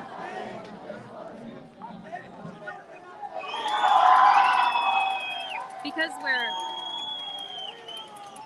CJTV was started in defense of independent journalism. And if any of you watched the stream today, then there was a part of the stream that CJ was live in California following a protest. And there was at a point today where he was stopped by Black Bloc, I think. I mean, all I can describe them as Black Bloc. I don't know if they were Antifa or how they identified, but they came up to him at one point while he was on a street corner, a public street corner, documenting a protest that everyone was invited to, and was told he had to put his phone away and that he was not allowed to record. And because he's more mature than I am, he, acquiesced and said he's not the news. He's not there to make the news. He's there to report the news. But he was shut down, and that's happened over and over and over again. Living in America, where freedom of the press is supposed to be respected, I was on these streets back in the fall when, during the elections, to follow a protest, and we were walking down, I want to say Constitution Boulevard, and we were stopped by a group of people and told that we weren't allowed to film. We're independent media. We are independent journalists in America, and even we struggle to have the freedom to express ourselves. So if you can imagine, even with those small limitations, which have it's very frustrating to be told what you can and can't record and what you can and can't document. That level of frustration is nothing compared to what other countries suffer, in particular communist-led countries when the Communist Party is in charge. But honestly, I came out today because I just felt like we wanted to document the event because this is noteworthy. This is historic. The Cuban people haven't had the opportunity to unite in over 30 years. And we've heard over and over again how uniting together and petitioning for freedom, petitioning for any civil liberties can result in violence, it can result in imprisonment, it can result in any of your wages being seized. So I think it's our duty to give these people a voice because they haven't been allowed to gather, or they haven't had a reason to gather and unite in 30 years. The last protest in Cuba was in 1990, or was in the early 90s. It's historic that all of these people have come across the United States to gather here in front of the White House, united under one cause, because they haven't had that moment. That moment in history is just now happening for them. And the country is making the most of it. The hardship that they're facing really is that communication has been cut off by the government. As soon as protest and civil disobedience or unrest, even a hint of it in Cuba, the government has a monopoly over all systems of communication, and they shut down the communication lines. So you can imagine the frustration that people are just having to word of mouth secretly let one another know where they're going to be to protest in Cuba, and they're doing what they can, but again, they're completely unarmed. And the Cuban government has restricted any video or information coming out of Cuba so that we can't see the things that are being done. Because if we did, I don't think that America would. Today I looked at the headlines to try to find information on the protests around the nation. I found this on page 6 of the LA Times. Page 6. I read about a lack of chlorine making it difficult for kids to take swimming lessons this summer. Above stories of 187 journalists and activists missing and being detained, and the United Nations being petitioned by human rights groups around the world to figure out what's going on with these people. Like that was on page 6. So I just think that it's important that we, for myself personally, I feel that it's important that we give everyone an opportunity, give everyone a voice. That's always been our goal with CJTV, is to be unbiased and to give people a voice. And I think that's all these people are really asking for at this point, is to be heard. And having the internet restored is what will give them a voice.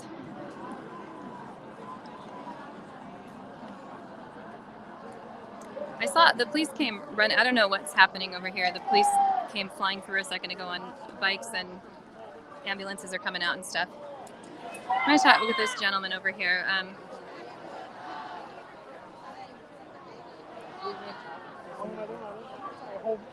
Yeah, please share this stream if you'd like.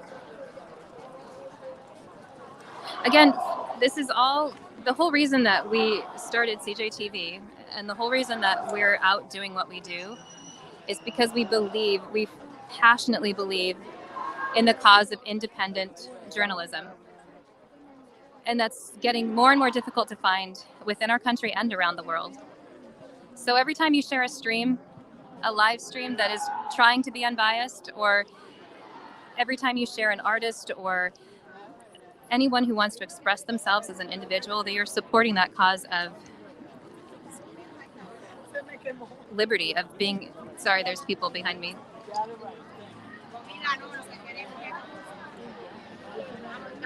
Yes, thank you for sharing, I appreciate it. I'm gonna head up here one more time, and then I think I will, Jeb Bolivar, you say your family is from Cuba. Are they currently still there on Facebook?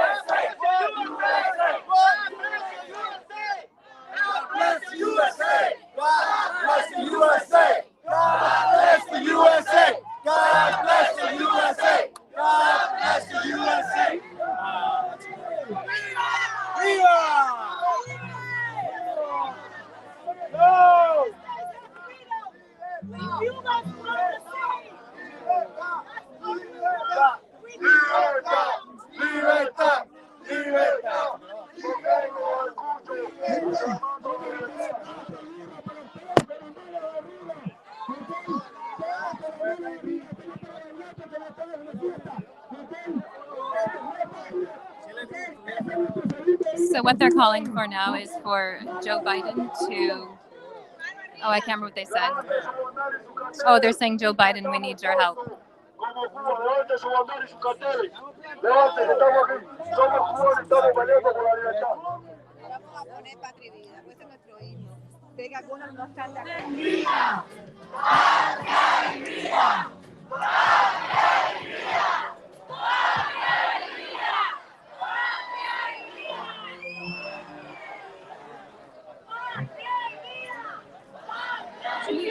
Can you tell me what song was it that they were singing? Patria y Vida. What does that mean? Nation, country and freedom. Country and freedom. No, Is that, country and life. and what does that mean to Cuba or the Cuban people? Well, it's what we stand here for. It's basically we're standing here to be able to get our country back from the government. It's a twist on the revolution, patria o muerte, which means country or death. And now we change it to country and life, because that's what we want.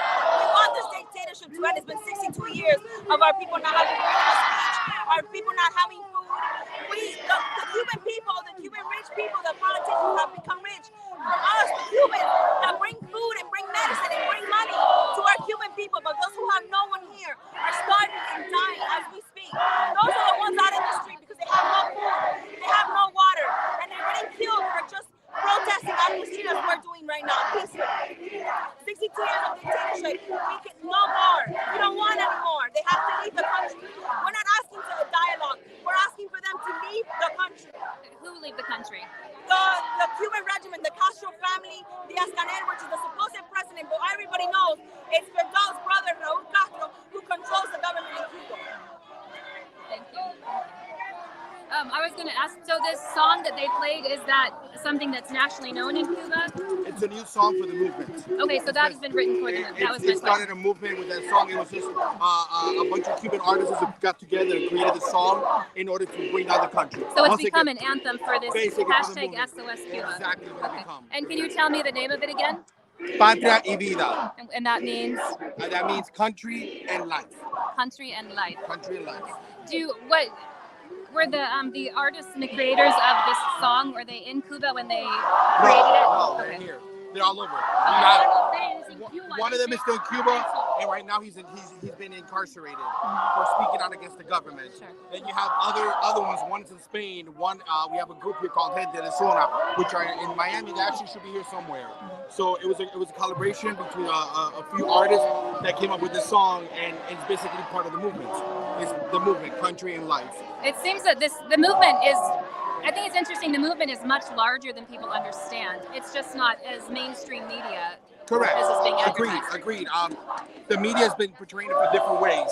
You know, like they want food, vaccines. They don't want that anymore. We're past that already. We just want the freedom to be able to get our own food, vaccines and stuff like that. We just want freedom.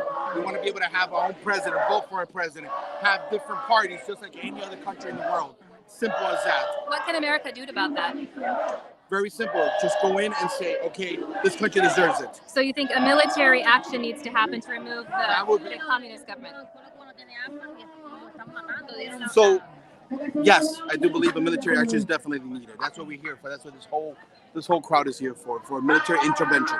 That's what we're asking for Biden to intervene, like we've intervened in other countries. When we did Iraq, when we did Kuwait, when we did Afghanistan, same thing we need to do here.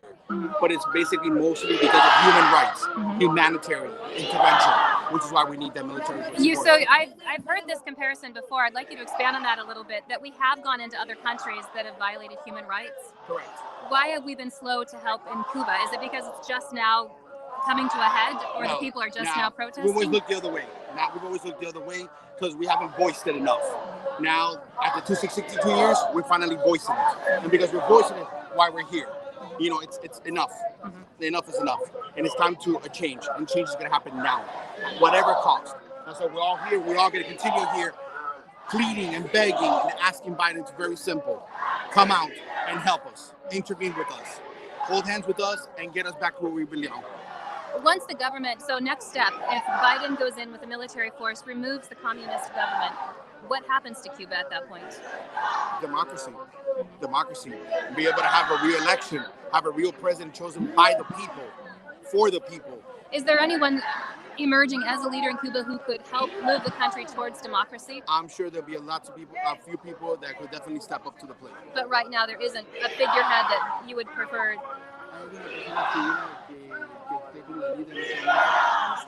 Not right now that I can think of, but when the time is right, there'll be somebody. Guaranteed. Are these images from Cuba? Yes. So the difficulty has been that because the internet has been shut down, correct, it's difficult to find out what's actually happening. Correct. How are you able to get information? This is an ambulance supposedly transporting a patient that was hurt in Cuba. So that's how they transport you. Okay. So those are one of the many things why we're asking for the help, the democracy, the humanitarian. That's how the sick is being treated. Here is there's a sick person on a hospital bed being wheeled through the streets Yes. because there's no ambulance. There's no ambulance. It's no gasolina. There's no gas for the ambulance. There's no gas. There's no gas because they cut it off. Our resources. So who has cut it off? The government cuts it off. The government cuts it off. They're just like, okay, well, you guys are going against us. Well, figure it out, basically. Okay, so I haven't heard that. So on top of like cutting off the internet and limiting citizens' mobility, they're also cutting off supplies, like basic necessities. Food supplies, they cut off the water, electricity, which is very popular over there. Oh, so they've cut off water, food, electricity, and as a way to like starve the country out. Suppress, oppression, you know, and oppression, because that's how they oppress you. That's it, like, okay, you're either with us or against us. Very simple. That's been the anthem since they took over in 59 for 62 years. Either you're with us or you're against us. And because a lot of the countries coming out and saying, we're done. Okay, you're done with it. There goes your power. There goes your life. Here's Omani.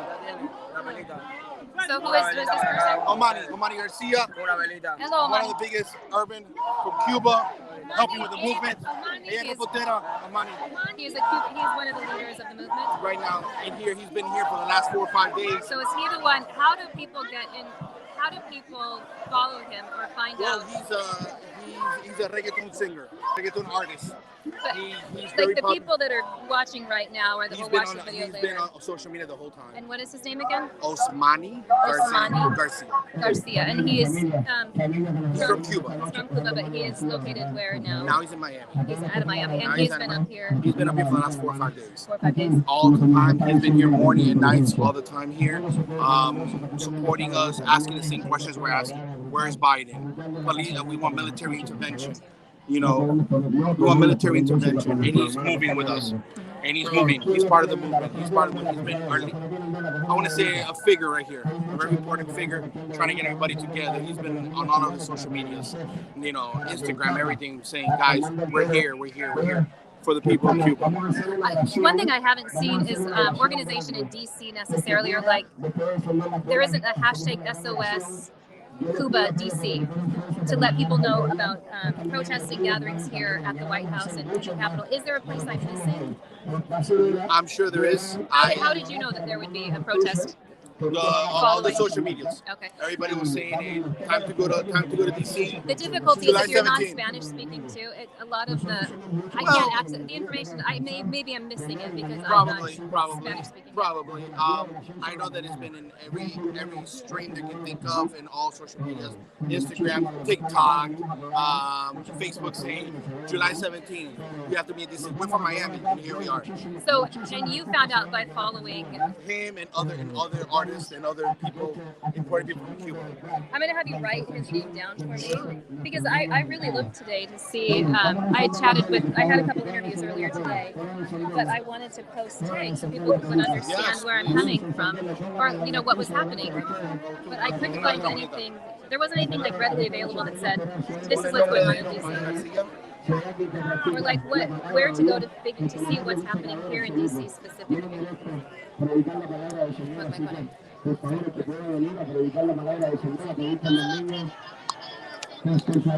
It is Hugh Xing on YouTube. It is a very dark situation that's being described right now. So that's his name right there. So this is his name right here, and he's on. He's on all social media platforms. Instagram, TikTok. And Osmani Garcia he's a musician, and he is a musician. He's a reggaeton singer. You see, Oh, I'm sorry. They're having a prayer. Can I get my pen? Sorry, just get my oh, here, gracias. So they're having a prayer.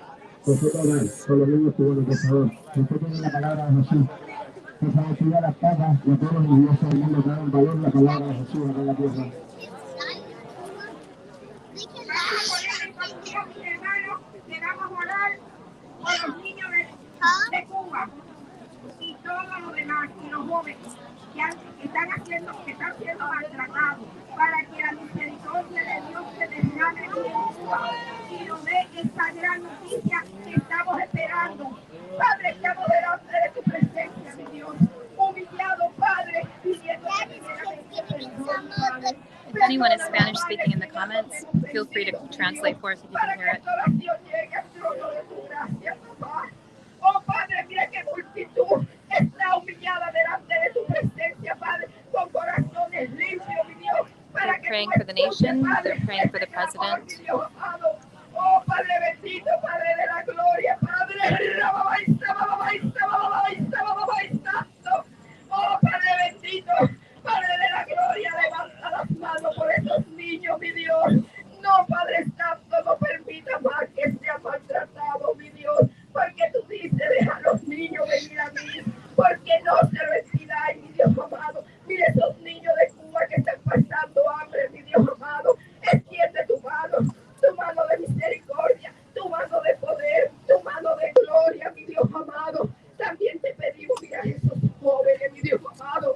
Mira esos jóvenes que son maltratados, Padre. Mira esos jóvenes, Padre, que van a predicar tu palabra, Padre, porque esto no es casualidad lo que está pasando en Cuba, mi Dios amado, porque tú estás extendiendo tu mano de poder, tu mano de gloria, mi Dios amado. Y en esta hora, Padre, mira el remanente que está, Padre Santo, humillado delante de tu presencia, Padre, pidiéndote, Padre, una cobertura, mi Dios amado, para este pueblo, Padre, que nuestro pueblo, mi Dios amado, te pedimos liberación, Padre, te pedimos, mi Dios amado, que Cuba sea para Cristo, mi Dios amado. Levántate como poderoso gigante, mi Dios amado.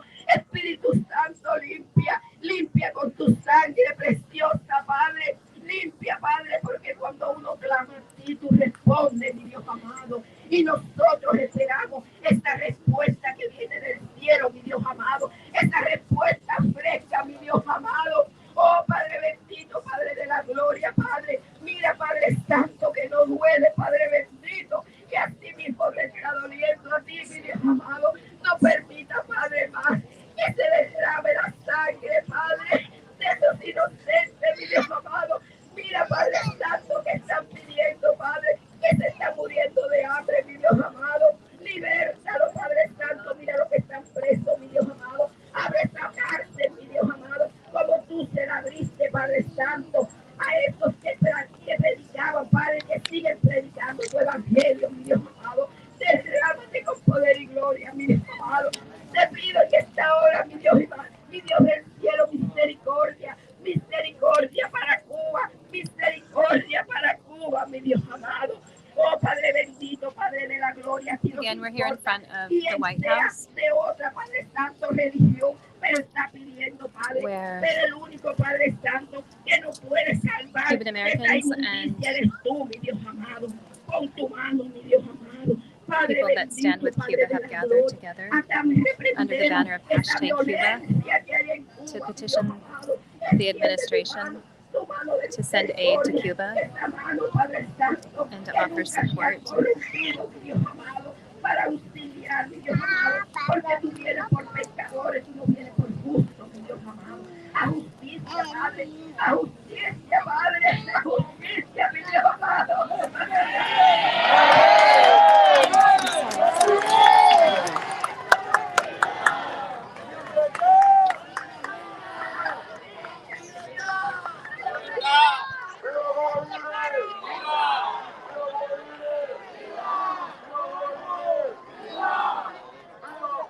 Sorry, it's going to be jerky for a second, guys. I got to plug in my backup hard drive, my backup charger really quick.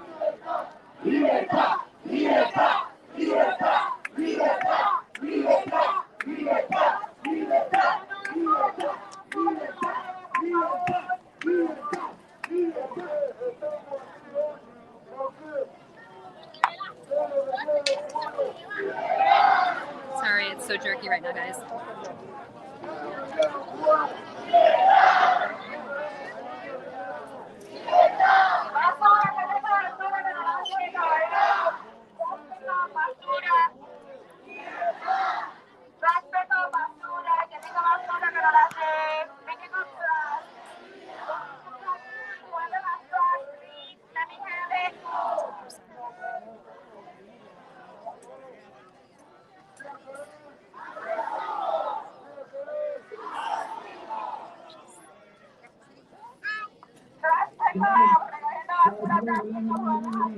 Well, I think we're going to wrap it up there.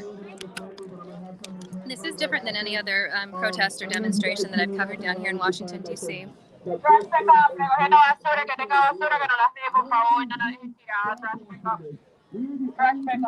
What she's saying is trash pickup. Throughout the day, there's been an emphasis on.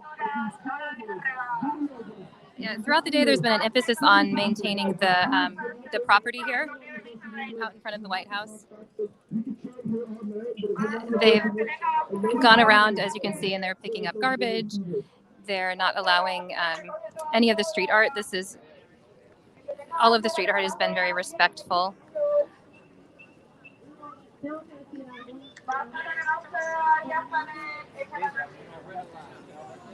And the people are passionate, but there hasn't been any violence. So it is really different because in all the other protests we've covered, like the trash cans are overflowing. There's no place for water. There's a station out here. I guess I should go over and show you. There's a station out here that has water and like Gatorades and stuff supplied. Like there's cold beverages for everyone. And the law enforcement here has said things like, "Are you staying hydrated?" Which is interesting. It's just different than what I've experienced before.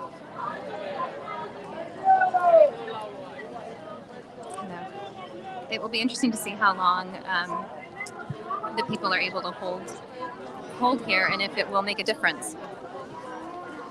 Will the Biden administration or if there are other people involved too that need to give permission for America to go in and help restore the internet to Cuba?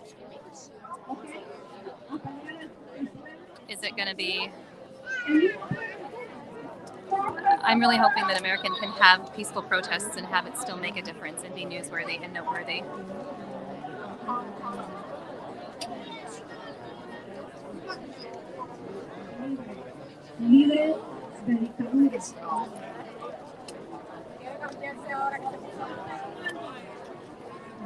So again, we're here in front of the White House with a crowd that is, it went to well over 1,000 at several points today. This evening it's calmed down, but the people are here and they are committing to be here until they get heard by the administration. They want to see that Biden and the administration is willing to send aid to Cuba.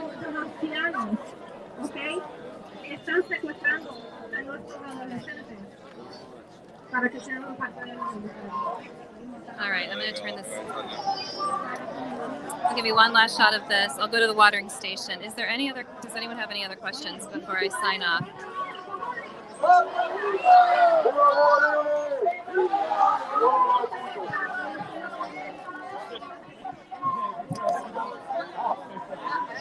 It's also different because here's one of the watering.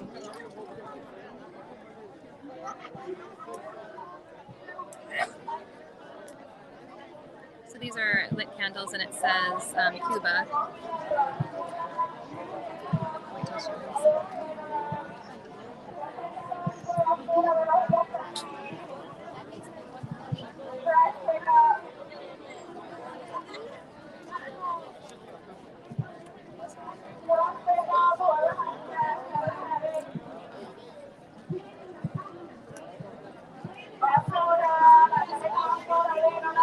This reminds me of the handprint wall we did in Kenosha, actually.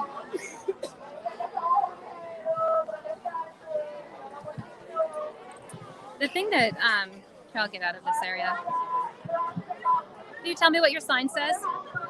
What does your sign say? Liberty? Oh, Libertad. Liberty for Cuba. Liberty for Cuba. What is this here? Libertad para Cuba. It means country in Country, land, and life. Country and life? Yeah. Okay, so it says Libertad para Cuba. And I can't read the words. Country and life. Homeland. Homeland. Is this? Are these T-shirts that you guys have designed? Yep. And what is the 6867? 6867. It's Do you have a cell phone and I can do a light on you? Do you have a light I can borrow? Mine ran out of battery. So I can see the shirts. Let's see. There you go. So what are these T-shirts? All right, 6867. It's a law that a presidential law that Bill Clinton signed in 1996 because of a terrorism attack from Fidel Castro to civilians in aircraft. He brought 2 aircraft down where American people, a couple of Americans were involved. So he passed this law where we cannot approach the island just up to the international sea, just 13 miles from the island. We have a prohibition. Yeah, we cannot go to support. We cannot go there. So we're requesting Biden to either bring our American troops over there or let us go over there. So all we have to do to lift this up. We can go it's and a help them. presidential that we can go and do this that we're doing here. We can do it back home. So Biden has the power then to. Biden does have He the just needs power to sign. to do that. He just needs to remove that. You know, it's a presidential thing. He has the power to do both things. But I mean, We either leave that or help us with the integration. because we can. I mean, just a we have a lot of presidential boats. We got a lot of boats, so we can go there, bring water, do this in Cuba. Whatever they're doing over there, we want to do. We want to join them. So it's interesting because I'm hearing you say that it's not just about asking for military aid; it's about asking for the ability to go help yourselves. I mean, it's been manipulated because our people out there think that our people are on the street asking for food, medicine, and that's not the truth. Our people is asking for freedom. We are sick and tired. It's been more than 60. It's been 62 years under repression. Right now, they're killing little boys. I mean, they're recruiting boys to the army. If they don't go, that's treason. And treason is paid with their life. So if I have my son is 16, 17 years old, they're gonna come and grab him. I don't want him to be grabbed, and then they either shoot me, shoot him, or they take him. Of course. Do you have any idea on the death toll? Because officially, No. Cuba is reporting that one Do person you have has any died. idea of the death toll in China with the China virus? You won't ever. And that's because They manipulate that Manipulation. You That- know, China, if we had, I mean, it came from there, it gotta be what, 50 million, not more? Who knows? They doesn't have internet right now, so we can So know. Cuba right now, we they're can know working- what's happening on the They're island. working with the Anybody know? VPN, and they're feeding from a satellite, I believe from Guantanamo Bay, something like that, with the VPN, and then they're getting, kind of slow internet to feed us over here. And, The government owns all the institutions, so there is no independent institution. They can kill somebody and they can fake a death there's no certificate like division of COVID power. or whatever they want. They can disappear people. So There's no they division. control everything. There's no division of power. They We own have a everything. list. We have a list with the name of the disappeared people somewhere else. I So saw this some- list over here is yeah, the I saw disappeared some people. people with the list. Yeah. It's sad. So on top of, I've heard people say that their main concern is that internet be restored to the island, and that's something that they want Well- the administration to put their power behind. Would you agree with that? It don't start it with the president, whatever you can call that guy, Diaz-Canel. He showed up to a certain point in the island for just a visiting, and then that little town went at it, and everything was posted on Facebook and everywhere, so it spread out like 40 cities on the whole it was a continent. spike. That was a spike. It is not the main thing. The main thing is to do the intervention or leave the lab.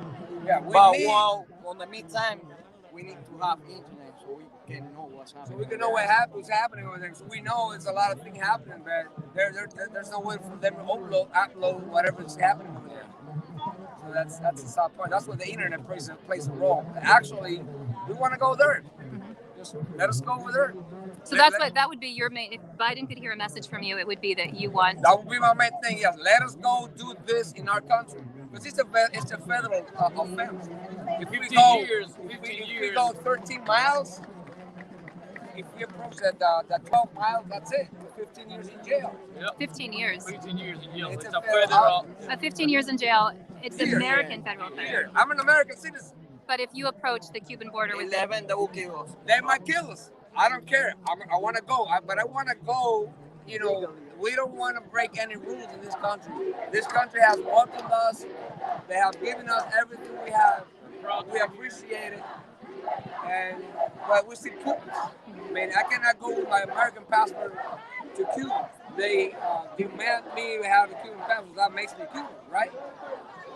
If we live to 68, 67... By lifting 68, 67, do you think that would be seen as an act of war by Cuba?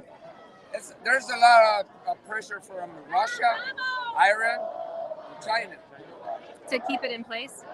To keep whatever is going on between Biden and them people down there. So take into account that all of them people supporting or guiding Biden and the Hispanic or Cuban affairs. It came from Obama's era, and there are people that have been in Cuba, studying in Cuba, learning from Cuba, bringing socialism over here, telling our kids what to do, telling our kids that Che Guevara is a great guy, was a great guy, just like Bin Laden was. Go figure. Come on. Really? All right, and so these shirts, what does your shirt say here? What do we have? Oh, Cuba belongs to all of us. Cuba belongs to all of us, not only that. Have Cuban Americans had the opportunity to unify for anything outside of this, before this?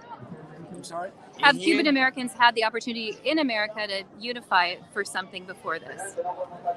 It has happened, yeah. It's been happening since, there's a lot of killing from the beginning. There's something called mercados. I guess what I'm asking is, how does it feel to have? I was talking with a gentleman earlier, or actually a kid earlier, and he said that everyone here feels like family to him. They call each other cousin. They don't know each other, but they're unified under the feeling. That is the feeling, yeah. It's I can't tell if it's the first time it has happened. Has it happened for you? It is the second time for us. This is the second time we've been here in Washington, D.C. The first time was when this song came up. We came to, it was, pandemic was all the way back there. It wasn't this big, but it felt good. Man, take into account we are hot people. We can... Passionate is what it is. Yeah, we can get hot for anything. And you can tell here is everybody's a family. Nothing happens. Everybody's smiling. Everybody's in the same page. Everybody's on the same page. We're requesting the same thing. We all know what we want. I can imagine it'd be a powerful thing to see people come from all around to fight for the same cause. Well, you didn't ask us where we came from. Where's that? We came from Tampa, driving. You're Tampa? Came from Naples, Cape Coral. All of us came from Florida. So I'm curious to know why you guys decided to come up to DC, because I know there's protests happening in Tampa. And well, that's one thing that you must know. There's another team of Cubans that they're in Tampa, Miami. They're trying to get the embargo removed, which is a huge mistake. Oh, really? Why is that a mistake? It's a huge mistake because it's been there for years. The reason it's been there for years is because when Castro took over, he kicked Coca-Cola out of there. You name it, all the American companies, everything. So he just took over, and the embargo kicked in. Why it's a mistake to lift it? Easy. They have received money, a lot of billions of dollars from Russia, millions of dollars from China, Japan at the beginning. Everybody, what do they do with that money? You go to Cuba, there's no factories, there's nothing. I mean, they have manipulated the whole money. They don't do nothing for the people. So it's an excuse to say that it's the embargo. On top of that, they have imported a lot of food, a lot of medicine from here. What's the difference? They gotta pay.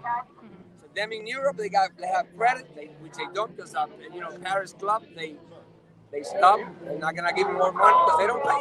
They never pay back. They never pay back. So ending the embargo would not positively affect the people. Ending the embargo is gonna give them more oxygen to the regime. Yeah. It's gonna be their money for their pocket. It's gonna be nothing for the people. The embargo doesn't affect the families because everything goes through the military. Here's the thing. What's in that embargo law to be lifted? Easy. Just free all the prisoners, political prisoners. Just give them freedom. That's one thing. Allow to have more than one party in the whole country. You know? And then let's have free elections. That's it. Go ahead, do that. The Free embargo and is lifted. supervised elections. Free and Because supervised elections. Exactly. So do that, and your embargo is lifted. Why don't they do it? More than 1,000 people disappear now. Everything got to go through the military companies, right? Everything got to go through there. They take over 70%. The other sad thing is there's people in this country that the FBI knows, FBI, CIA, they know they're terrorists. They have terrorist connections in Cuba with these guys that they were here like many years. They were in prison for many years. Here, 5 guys in here. They were accused of terrorism. They were proved terrorists. And Obama exchanged them for one guy from Cuba. So those 5 guys are in there. There's one guy in Tampa. He still lives in Tampa. He owns a business. He goes to Cuba and takes pictures with them, just like this. So what would you think if I take a picture, if I had a picture with Bin Laden like this and post it anywhere on Facebook? Where's my behind gonna be? Right? All these guys in Tampa, he owns a business like nothing. FBI knows about it. Jane Castor, the mayor of Tampa, knows about it. Kathy Castor, the congresswoman from Tampa, they know about it. FBI, CIA, you name it. Nothing happens. So we'll figure it. Well, thank you, gentlemen, for speaking with me today. If people wanted to follow and they wanted to find out what was going on in Washington, D.C. in particular, where would they go to find out about protests that are happening? Hashtag SOS Cuba. Is there a hashtag SOS Cuba DC so that people know specifically about this area? Hashtag SOS something. You will see pictures from all the cities. This is all about Cuba. This is not about U.S. This is about Cuba. So Yeah. Well, I just meant so that people in the DC and the area surrounding. Not even in U.S. It's not about. It's about Cuba. So everywhere we got a baseball team in the Major League in Japan using SOS Cuba. Spain, the whole Europe, Latin America. It's about Cuba. So we don't divide. It's all about Cuba. Is there a source of information though to find out where people can protest and gather in their particular states? We follow our, influencers, YouTubers. They make they have their, a lot of followers. So there's a bunch of them. So is it through YouTube? So it's like through YouTube that they said we're gathering in front of the White House. Amazing job, yes. Are people staying here throughout the night? I don't think so. They're not camping out? Sure. We're not. We came, like I said, we came driving. You guys, did you arrive here today? Yes. Okay. Oh, you guys gotta be tired. You gotta be tired. We take off from Tampa at 10 p.m. Last night? Yeah, we arrived here at 2. And we stay here all day. So we're here for a whole Oh, day. you guys have got to be exhausted. Yep. Hydrate a lot. We have to come back driving tomorrow. So you're just staying the night and then heading back tomorrow? Yep. So what made you make that trek? After work. Because our people is on the street. You see, one of the things we're chanting here is if Cuba is on the streets, so we are in here. So you're putting your money where your mouth is. You said. Yeah, I mean, they're on the street. They're being there's a massacre going on in there. It's genocide. We're shooting at our people just because they're requesting freedom on the streets, harmless. They have nothing. It's not a civil war. It's a genocide. Because you have a gun and I don't have one. Is that civil war? No, that's genocide. You're shooting at me. I don't have nothing. And they are shooting the people. So they're shooting the people. They're not shooting the air. They're not shooting fake walls. No, they're shooting bullets. They're killing people. They're hurting people. And we know that the Cubans supporting them, the government, they are not on the street by conviction. Say that one more time. So the government. See, the government. No. So they are one of the forcing fake people things to go out to the street to instead defend of them. having they have police. They have police shooting at them. They have police shooting at them, but they don't have it in uniform. So what do they say is the people against the people. So wait, say that again. So the police are not in uniform when they're shooting? Exactly. They are trying to manipulate the news. So that's what they want to do. They want to say that the people are fighting on the street, but it's not. It's the popular people versus the government. Political Because police. but they are not using uniforms. I see. So they're You know? they're disguising themselves as citizens in protest, but then Exactly. they're shooting. They relocate to, them. to They try to relocate get. them from one city I to see. another, so they don't know them. It's a policeman from one city. They relocate him to another city, and They are not using Plain uniforms. clothes. yeah, normal regular clothes. And they're doing this so that the world and the people think that the people It's are the fighting. people versus the people. But now, right now they're taking every single worker out of their jobs. They're giving T-shirts. It's mandatory. It's mandatory. If you It's don't go, mandatory. If you yeah. don't go, you lose your job, or you lose your career, or you can be under arrest or whatever they want. They give you a stick. You have a stick. You will see they all have the same You stick. gotta let them know there's Oh, bunch you of evidence on the Yeah. social media. There's You got bunch the of stick. evidence. You have the stick. If there's any riot, you gotta go after them. ¿Cómo tú puedes decir que no están, los que pelean a favor del gobierno no están bajo convicción? Lo They están are- haciendo they've por been miedo a lo forced. que le pueda It's pasar. mandatory. It's mandatory. They're being forced to do it. And the Cuban community, we came here to make a strong statement. We need this administration to defend our people in Cuba. I mean, when they needed from us, Cubans, back in the days, Civil War, we helped. You're there, yeah. Our country helped. So it's not about payback, but I mean, we are citizens. We vote.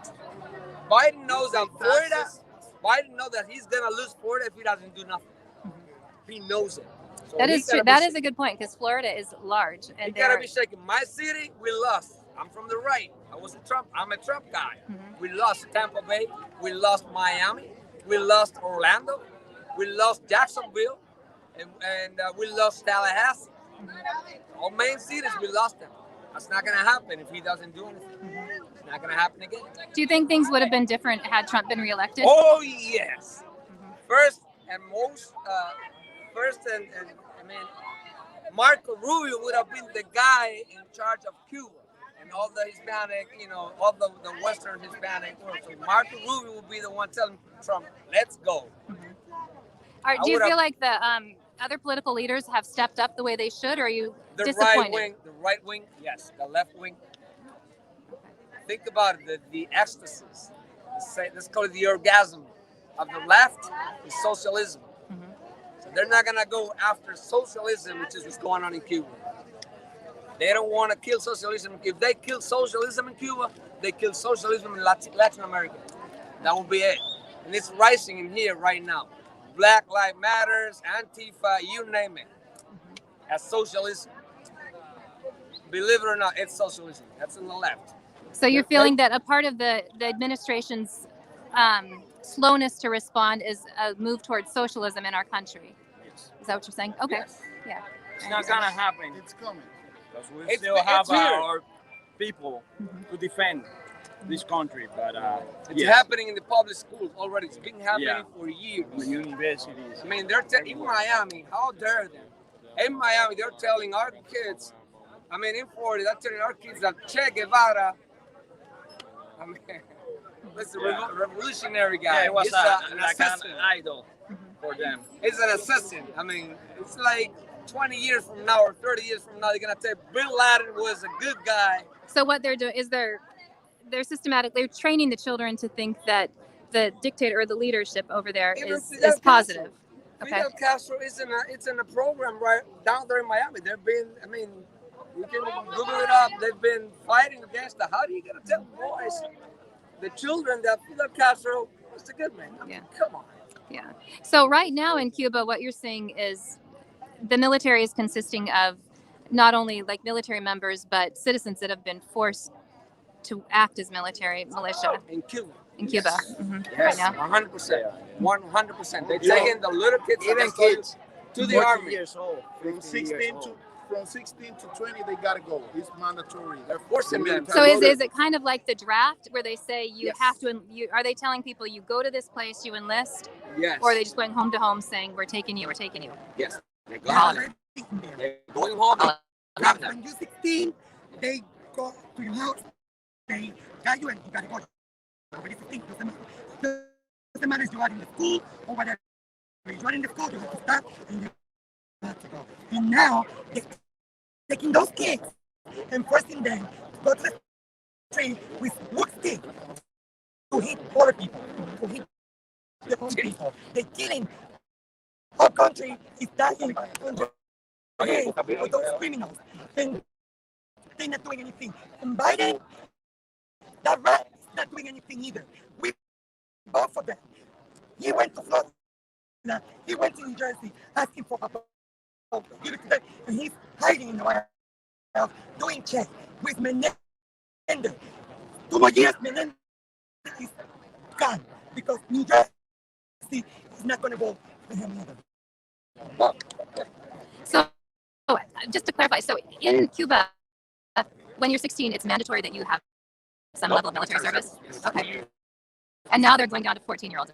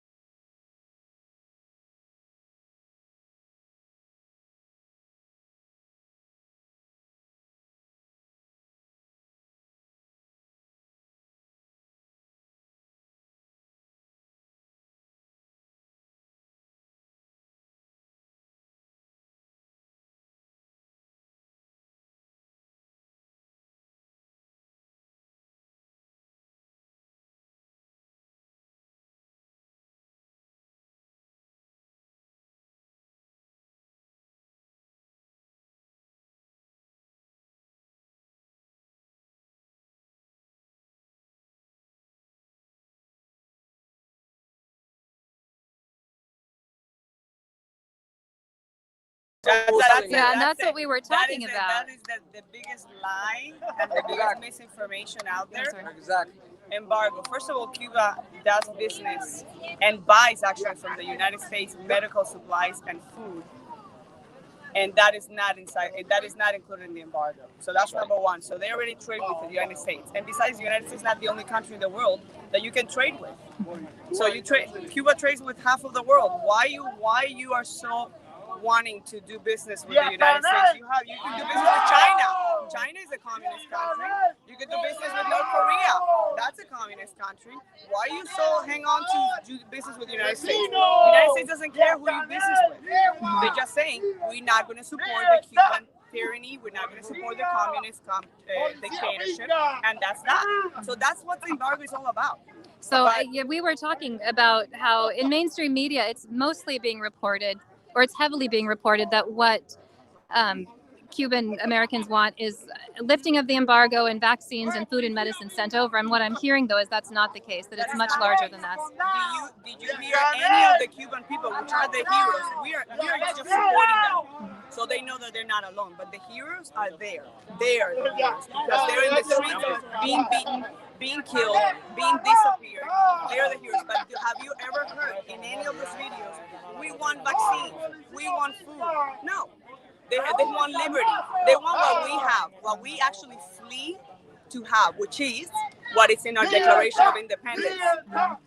Life, liberty, and the pursuit of happiness. That's all they want after 62 years of lies, because obviously they've been indoctrinated, they've been lied to, and enclosed. I lived it. I was born and raised, 70 years I lived it.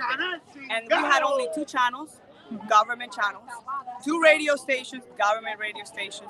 We had no clue what was going on outside in the world. Why? Because that's exactly what a communist country does. They close you up, they control you, and they control your mind. When did you leave the country? I left in 92. And were you able to immigrate out, or? Yes, thanks to my mother. That was the only reason, because my mom is Ukrainian from another communist country, USSR. But Cuba used to get help from USSR. And what would they do? They sell it. They didn't give it to the people. Russia. They sell it out. Yeah.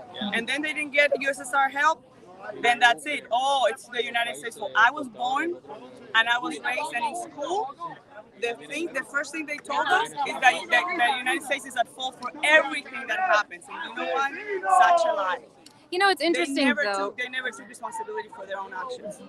It's interesting to me that I did listen to the president talk about how it was America's fault that this was happening, and that America had manufactured this discontent.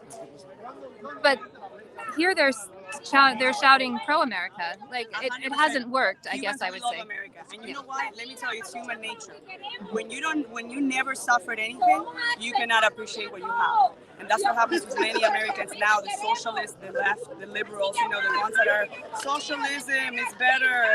They never lived in Cuba. I encourage them to go to Cuba, live like a Cuban, and then come back and tell me, how is that for them? How was that experience? We lived it. We know that's why we love America. That's why we appreciate the freedoms that we have here. Listen, you don't have to be equal. Not everybody's equal. The only equality we need to have in this world when we're born, the opportunity to be and do whatever we want.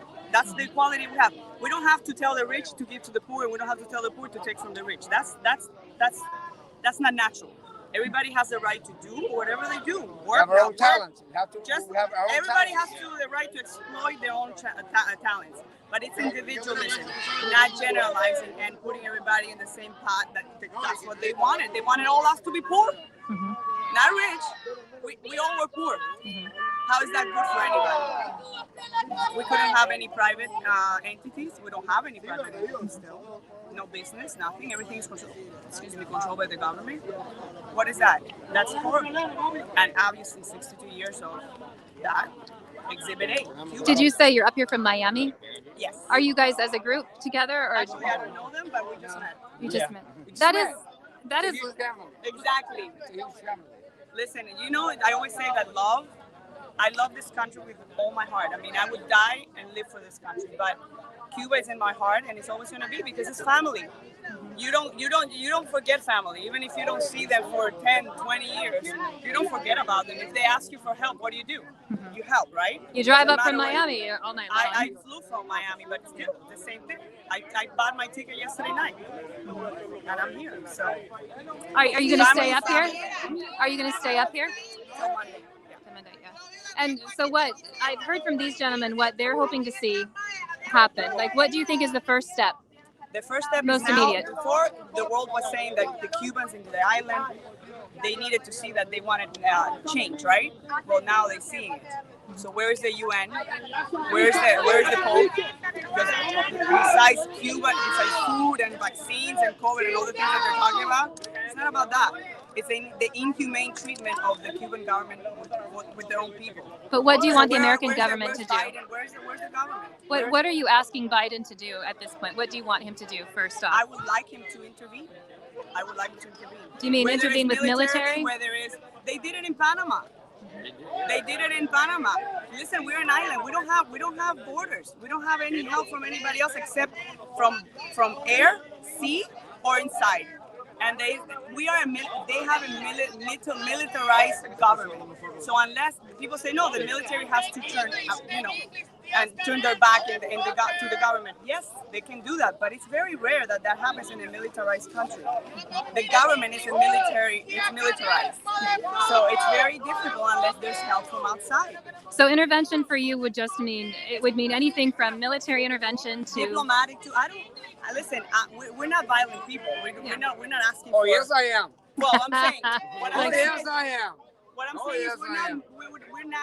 we're not that kind of people. What we're saying is we want intervention, military and diplomatic, any way to take the government out once and for all, to cut the head of the snake.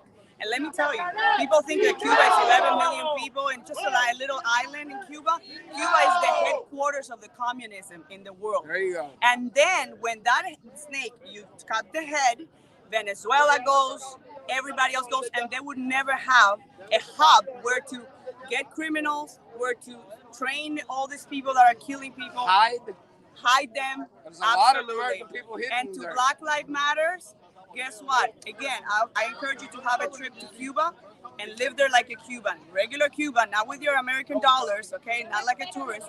And then tell me who you're gonna defend, okay? Nice. Thank you. Thank you Thank you so much. Gracias. Thank you for talking. Gracias. I borrowed someone's phone here. I don't know. I was like, I don't want to keep that. Hold on. There you go. Thank you so much. You guys have a good evening. Get some rest if you can. I'm sorry, was I on your? Thank you. All right. So,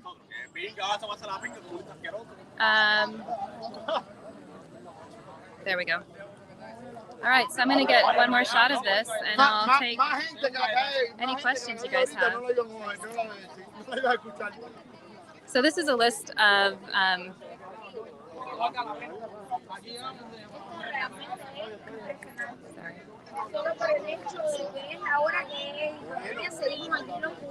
so what he told me is that this is a list of all of the people that have been noted as missing. So is this the list of people that are missing? Huh? These are the people that are missing? No, for real. Okay. It's a lot of people, they signed, Yes, the handprinted. names for the people missing is in the other part. We don't know yet how many. We don't know how many people and the names. It's for the families and everything. Are you here from Miami or from Florida? No, from Elizabeth, New Jersey. You're from New Jersey? Yeah. Okay. My guys is coming from Miami. There's been a large group from New Jersey, New York, and then Yeah. Miami. I've seen a lot of, yeah. Who set this all up? Like, who put this together? One of the other guys. That one's coming from Miami. This came from Miami? They make it in Miami and they bring it up. And they're going to put it back. And Where will this be when it goes back down to Miami? Is there a spot? They know their names. This guy here, I don't know. So it will be put on, like, display somewhere? Like a museum. Is there a board like this going up in all the different protest areas?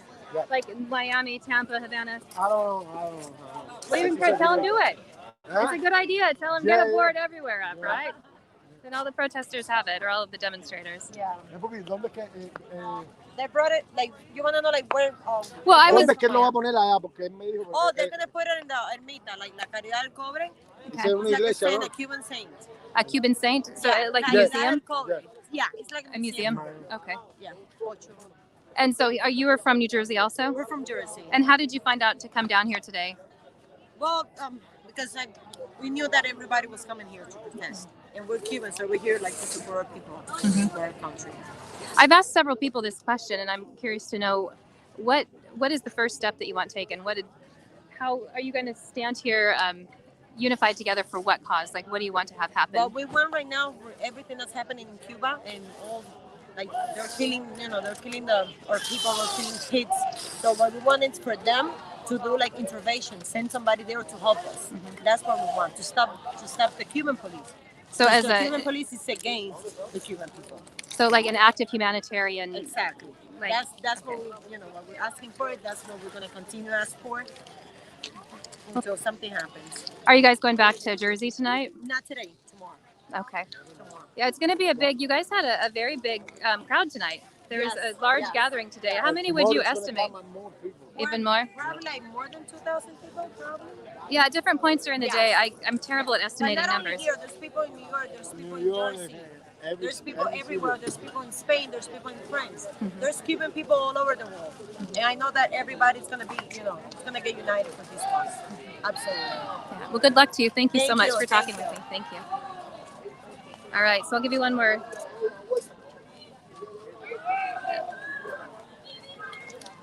Looks like everything is wrapping up here tonight. I would agree that it probably was a crowd of about 2,000 earlier today that gathered together. And if you'll notice at the end of the day, I mean, you guys, I've been in DC, covered a lot of protests. I've never seen protesters come out with their own trash bags and gather up all the trash, and then they're going to haul it away.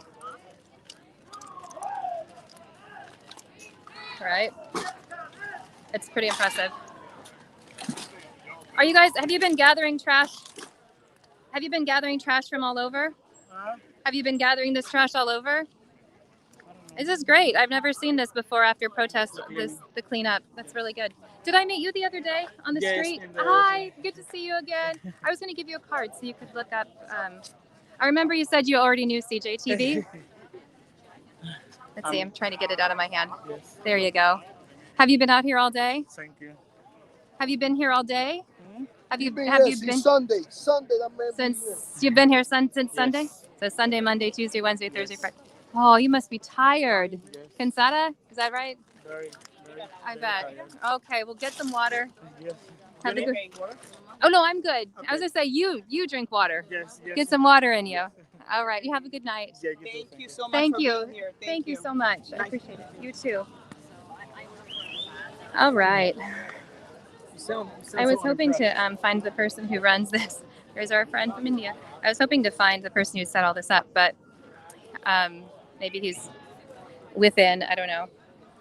His First Amendment: Congress shall make no law respecting an establishment of religion or prohibiting the free existence thereof.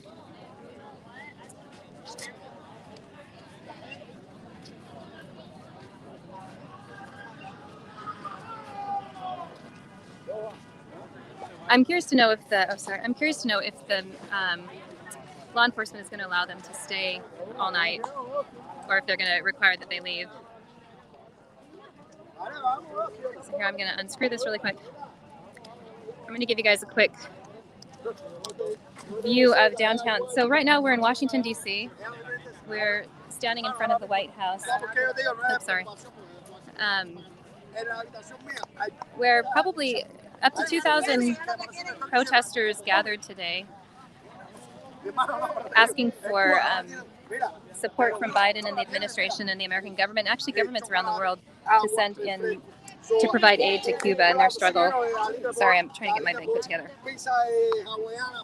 I wish I spoke more Spanish, man. All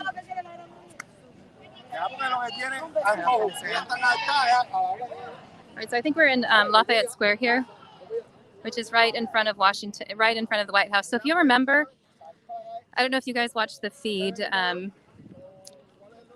back when, I can't remember what protest it was.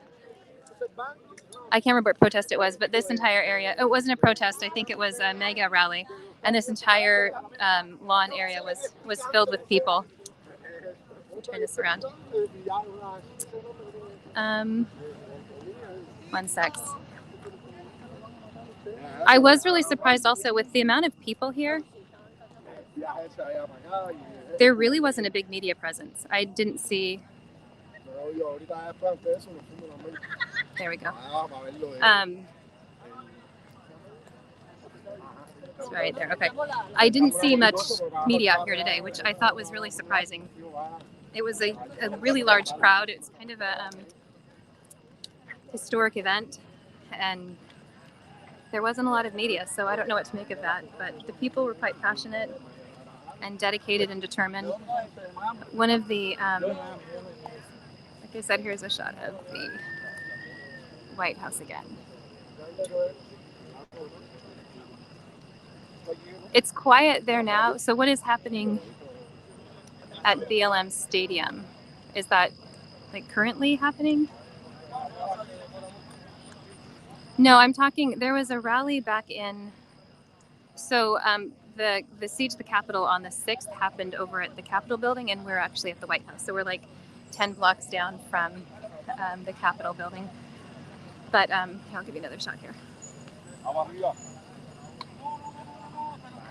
Yeah, Veronica on Facebook said that people traveled from all over, like they've traveled from a lot from Miami, from Tampa, all over Florida. People traveled in from a lot from New Jersey and New York and stuff. Oh, there it is. Anyway, it was kind of, sorry you guys, I'm not great at this part of it. Yeah, it was an interesting day of protest today, man. Like we saw CJ down in, let me turn this. Nope, not really. All right.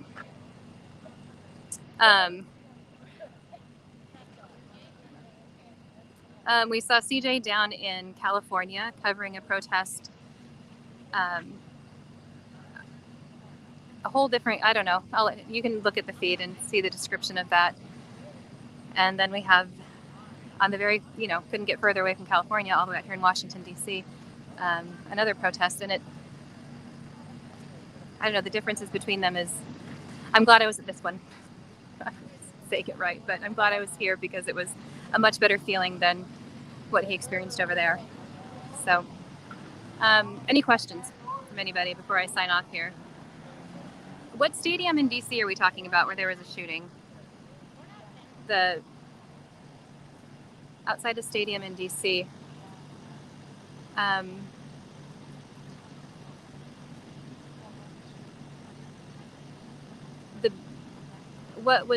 So I'm seeing in the comments here from somebody that there was a shooting in one of the stadiums down here.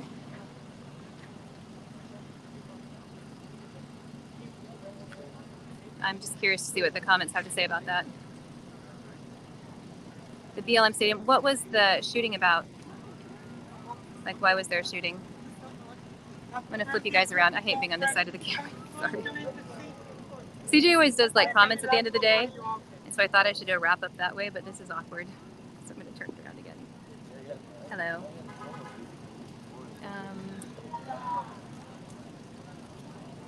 Hold on, sorry.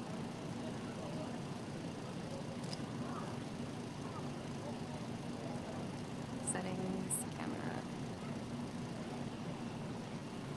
See, you guys don't understand. It's really awkward to do this, to look at yourself. Done, there we go. CJ's good at it. I love being in the field with him. He makes it look effortless. There we go. Yeah, I felt Sunny D over on Facebook. I felt bad for CJ. He had a day today, man. He had like the whole Antifa. No, I don't know if they were Antifa, but like some black bloc and censorship and all of that. That's tough, but I was glad to be here. So the nice thing about Washington, D.C., you guys, on a normal night like tonight, it's, I have no idea what time it is. Let's see. I really don't know the time. I can't see it on my phone, but it's late at night. Let me ask someone. Can you tell me what time it is? 10, so 11. Oh, thank you so much. All right, so it's 11 p.m. here on the mean streets of Washington, D.C. And I'm going to walk several blocks back to my vehicle. And I feel completely safe. Like, I don't feel... I couldn't walk the streets of Seattle like this. I lived in Seattle a good portion of my life. And the last time I was there, we went downtown to go shopping with my kids. And my husband went to go get the van, and me and the kids were going to kind of wait so we could run and get the van before the parking ran out. And I was walking the streets with my kids, and I was like, oh my gosh, this is my hometown, and I feel really uncomfortable. Like, it felt dangerous to me. But, hello. But right here in Washington, D.C., in this particular area, I feel comfortable. Maybe it's false confidence, but I feel pretty comfortable. Except when we were looking at, we covered a lot of protests down here. There was a lot of, Proud Boy Antifa protests down here. And those nights I didn't feel particularly safe. But in general, visit Washington, D.C. It's awesome. So even looking around now at the end of the night, it's 11 o'clock at night, you're still seeing Cuban flags, people bedecked in Cuban garb.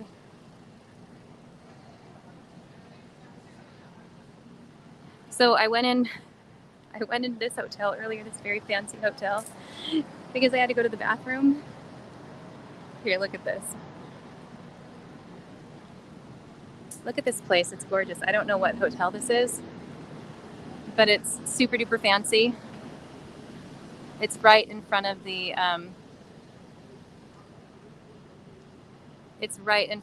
White House. Hello. Oh, you're good. You're good. Like, it had a concierge to let me in, and then another concierge who opened another door for me. And I just kind of walked in with purpose, like I had a reason to be there, but really I just had to go to the bathroom. And then I got in the bathroom, and the toilet was so fancy I couldn't figure out how to flush it for a while. Yep. We just kind of looked at it going, oh my gosh, I don't know how to flush this toilet. That's a fancy bathroom. It's fancy town. So actually we're walking down Black Lives Matter Street. I'm going to ask them if they know about the, if they know where the BLM Stadium is. Excuse me. Do you guys, do any of you know where the BLM Stadium? The BLM Stadium, do you know? No, we're not from here. We're Cuban. You came up for the rally, the protest? Yeah. Were you guys here up all day? Yes. Yeah. And you came up from Florida? Miami, yeah. Are you guys going to stay up here for this? Are you going to come back tomorrow? Are you committed to being here? A month. So what are you hoping to see accomplished here? You want to get Cuba safe? How do you think that's going to happen? We're asking for either for intervention or to match the access to handle our own problems. Like when the water's lit, when wants to go down, it's from Cuba, goes down. I've heard that, which is an interesting thought, that they should just open the borders and let people who want to go to Cuba to help go in. Right? Public policy, bro, we've helped 1,000,001 countries out of Cuba. Why do you think that is? Money? This goes back to way before the Cuban capture. We used to own Cuba. We traded Cuba for Texas and California. After we traded Cuba for Texas and California, we traded back 30%. We opened 2 ports in Guantanamo Bay. About 15 years after that, around like the late 50s when Batista was still on, Las Vegas was supposed to be in Cuba. Really? I didn't know that. A lot of governors, a lot of politicians, a lot of mobsters didn't want that to happen because they were going out of business. They're trying to make it happen in Vegas. That was the competition. It was going to be Vegas and Miami. But the real idea was to do Cuba. Cuba was a lot cheaper. They already had the beaches, they already had the clubs, they already had the hotels, they already had everything. So your feeling is that our administration has been slow to respond to sending aid to Cuba like they have to other countries to give humanitarian aid is because the money. So who benefits if Cuba stays communist held? So a lot of people, you said? All right. Well, you gave me some new information. I didn't know that about Cuba before. So you say we're not, so Beto wants to say he has no communist ties, whatever. So tell me how Monday, when I started talking about supposedly sending extra help to the Cuban government to fight our people because we're trying to fight for our freedom. Okay. So Venezuela decided to send agents to help that not happen. And then Tuesday. So wait, Venezuela said they were going to send their army military to help Cuba, the Cuban people, not or help the to Cuban people, push help the the people. Cuban- Okay, help the okay, Cuban help the government. Okay. And then Tuesday, Biden lifted the embargo on Venezuela, or back open for trade. But has not lifted the embargo with Cuba. We don't want the embargo lifted in Cuba. The I've whole heard point that. is not only did he lift the embargo for Venezuela for trade, he also gave them aid, and that aid that he's giving them is going to go straight to affecting Cuba. Okay. We don't want the embargo lifted. Cubans don't want the embargo lifted. Because if you lift the embargo, the government's going to eat. If the government makes money, then we're stuck. So right now, I know the government is trying to like starve the people out, deprive them of internet. That's been happening for the past 50 years. That's nothing new. So why is now the people protesting? People finally got sick of it. They've been scared for years. Do you think COVID played a big part in that? Go ahead. I'm sorry. Did you think that COVID played a big part in what happened? Oh, I said, do you think COVID played a part in getting people to the point of they're just sick of it? Probably people are dying. A lot of people are dying on the streets. There's nowhere to go. I guess death in the streets would be a good motivator, right? All right, well, you guys, good luck. Thanks for talking with me. Good night. All righty.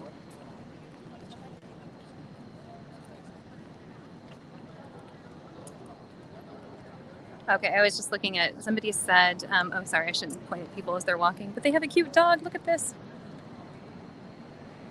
Yeah, I was down at Pike Street Market not too long ago. Hello. You're what's that, hun? You're standing in solidarity. Are you here for the protest or just here and you wanted to? Are you? We just happened to be in town. What brought you to DC? My daughter lives here. Oh, very nice. So I was Welcome. visiting her. Where are you I've come from? many times. I'm from Florida. From Florida also. Wow, you've migrated with all these people without even... It was just unplanned, untimed. Do you feel like the narrative around the hashtag SOS Cuba is... I know it's very big in Florida. Do you think people around the United States know about it? Probably not. What's going on? I think it's a big She's cause. like, stop chatting with strangers. What is your... I don't think it's a big cause. No. What is your dog's name? Do you mind if I pet him? Oh no, he's nervous. I'll leave him alone. He's a nervous. Oh, hello, baby. Why do you think that the country isn't as aware of what's going on? Why do you think the country's not as aware? So what's his name? Probably because it's been Deborah. 60 years since the government took Are you over, really? so the generations that left no longer are alive, like my grandparents. I'm walking the same way as you guys. I'm finding my parking garage. Probably because a generation that came, that whose rights were violated, back in '59, most of them are no longer alive, so it's not an issue. And their children, like us, are grown and were born here, and our children were born here, and so I think it's been a long time. I feel like they've gotten complacent. I think that probably the world has gotten complacent. It's been a totalitarian communist government for 60 years. So, how long can you keep the hopes up for a cause? It's also controlled media, so you can't really post about it. Yeah, and then our relatives that we do have that live there are afraid to talk on the phone. They're afraid to tell you because... Are they able to communicate with you right now? No, right now, I cannot communicate with any of my cousins. Nobody. They can't. They're fear for their life. My uncle was in jail. Their access was turned off. But before the demonstration that they threw themselves out to the street, that we would communicate. They're very careful what they say. Even so, at any time they're monitored. Yes, because there's always someone in the neighborhood that's a mole, a neighbor that's paid by the government. I am. Is that okay? I'm live streaming. You asked. No. Oh, I'm so sorry. This is. Hold on. Let me give you my card so you can see where we're at here. I had no idea. Oh, let me give you this so you know. I'm independent live stream media. Yeah, with it's just if you CJTV. ever want to film anybody, you have to ask for consent if you're getting their picture. That's probably a good tip. Probably we're lawyers. Okay, I'll turn it this way for you then. Well, no, but you just. But I was gonna say, I just to let you know, like legally though, on the street we can film without asking for. I mean, if you talk, I'm pointing this direction now, but I don't want to be put on it. Oh, you're not. I'm over here now. Oh no, but I just was gonna tell you, you can. Thank you. Yeah, you can if you just for people to understand. It is better to ask if someone wants to be filmed and wants to be on camera, but legally, if they're on a public street and they engage, you can talk to them, like you can film them, which is kind of a a common misconception. Yeah, and I was like, I'm holding a camera and a microphone. What did they think I was doing? And she came up to me as I was filming somebody else, but that's fine. I understand that. Being on film is uncomfortable, and especially, I should have thought better of it, because in this particular situation, when everything is being monitored, that probably wasn't the best. I should have been a little more careful about that, because they could be targeted, like they said, they do have family there. Maybe I will turn the camera around. Awkward, but whatever. Yeah, her daughter seemed, I didn't understand the dynamic until after she announced herself, but anyway, yeah, and maybe when we re-upload this, I'll clip that portion of it out if they're uncomfortable, because I don't want to put anyone in jeopardy. All right, I'm going to turn this around just so I don't get people's faces if they don't want it. Well, I'll just be careful. Anyway, yeah, so good deal, Sunny D, thanks. Yeah, I just don't want to, CJ has trained me well into understanding that there is a big responsibility that comes with holding a camera. Like right now, there's a couple hundred people looking at this, and if there were a couple hundred people walking down the street with somebody listening to them, that would be massively awkward. So I don't know. To be completely honest, you guys, I'm totally lost. I followed that woman without really paying attention to where I was going, and I don't know where my parking garage is, so I'm going to have to sign up pretty soon and figure it out. Yeah, she said she was the lawyer, and I'm like, nope, actually, I mean, maybe they are lawyers, but I have actually done quite a bit of research on privacy law, because I want our company protected. And CJ and I started this company back in, when we got our business license and our LLC. I did everything I needed to do to make sure that we were smart about it, and built in some installation and, protection like that. But anyway, so if you have the opportunity to come visit Washington, D.C., come. It's a beautiful town. And like I said, it's, people might disagree with me, but I feel relatively safe walking the streets of DC, walking around the monuments, walking around the White House, without fear. And Sunny D is saying on Facebook, I'm showing how I'm related to CJ being lost. Yep. Technologies and being lost. So what did you guys think about the stuff that the information that people were sharing?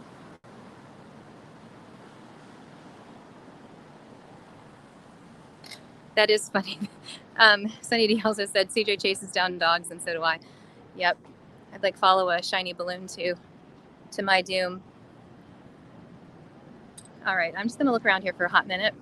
I think I need to go down to the White House and take a right. So, yeah, it is a really beautiful town. This is a really nice, quiet street right now. We're on 16th and I Street.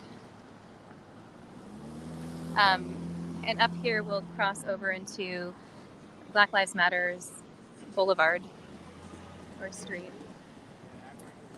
If somebody would like to look up, because I only have my one phone with me, don't judge me, I'm jaywalking a little bit. If anyone would look up for me where Black Lives Matter Stadium is in relationship to where I'm at, in front of the White House. So here is where it turns into Black Lives Matter's Plaza.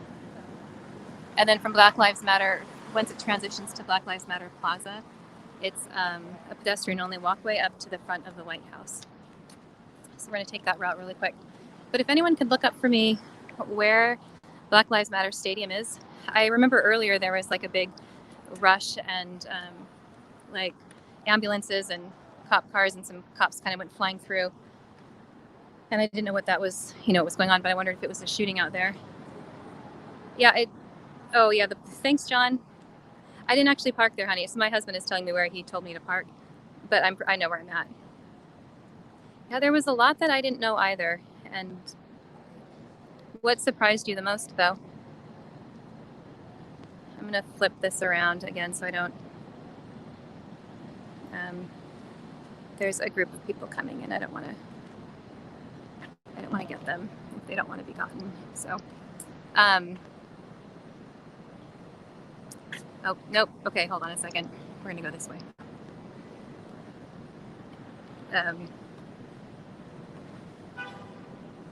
Hold on a sec. I'm gonna turn this for a second. Here we are, Black Lives Matter Plaza. I'm gonna turn this corner really quick. Here we go. Okay. Sorry, the guy I was interviewing just a few minutes ago was like, I don't know, he was doing something. I don't know. Anyway, I think he was offering me pot actually, so I'm just gonna go down this way instead. Okay, Black Lives Matter Plaza Northwest. Okay, so I was on Black Lives Matter Plaza. Where's the stadium? From there, I'm gonna ask this taxi driver real quick. I really hate seeing myself. I'm gonna turn this thing around. Settings, camera, front, back. Oh, he drove away. Okay, never mind. I was gonna ask him a question. Excuse me. Hello. Oh, I'm sorry. Did not mean to scare you. I'm so sorry. I didn't mean to scare you. Black Lives Matter Plaza, is that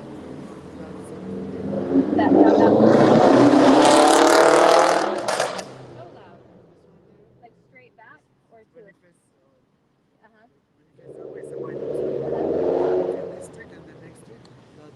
That way. Okay, that's the stadium. Okay. Is there? I heard there was a shooting down there tonight. Have you heard anything about that at Black Lives Matter Stadium? You haven't heard anything about that? Okay. Thank you so much. Have a good night. All right, let's go to the settings there. There we go. So if anyone has information on that,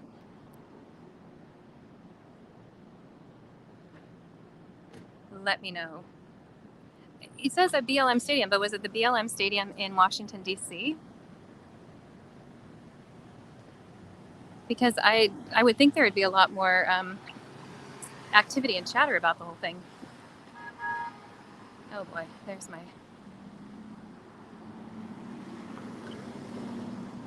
drug peddling friend. The shooting was outside the Nationals game, where Melts Glass on Twitch says it was outside a Nationals game. But, oh, I can't get to my text right now, Veronica, because I'm live streaming. Right now we're in DC. So we're not in LA. CJ was in LA earlier today. Okay, so the shooting, Michelle Redfeld on Facebook is saying that the shooting happened at the stadium, not at the National Stadium, not BLM Stadium. So I'm guessing that's in California, not Washington, D.C. Yeah, because I'm currently in Washington, D.C. CJ was down in California today, live streaming. And so we're covering coast to coast coverage. Outside a national park. I don't know where the Nationals play.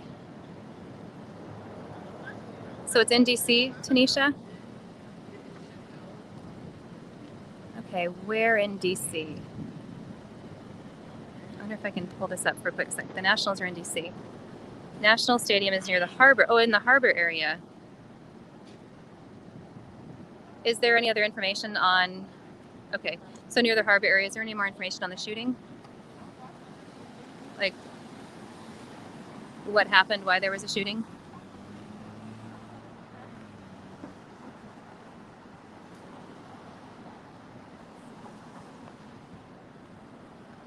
Oh, that's where we went to, okay.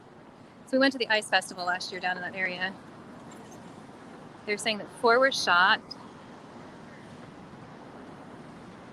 I can't click on the, maybe I'll end the feed and drive down that direction if there's anything going on. If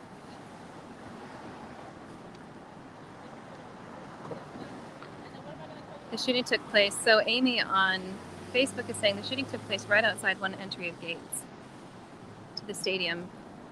But was it gang related? Everyone thought it was inside, but it wasn't, since Melts Glass. My husband is saying, please don't. Well, obviously I'm not going to go get get all up in the thick of things, but as long as I'm down here, mister. Oh, you know what? That's my van. My van is right here. I got street parking. I was very blessed. It was, oh, okay. So we don't know. I mean, if you could put in the comments like why the shooting happened, that would be great. Because no details. They should everyone exit from the other gates. This is Libertad. They've got their little Cuban flag going. You know, as nice as Washington, D.C. is and all of these areas, I couldn't live here just for all of the noise. I'm going to take this off.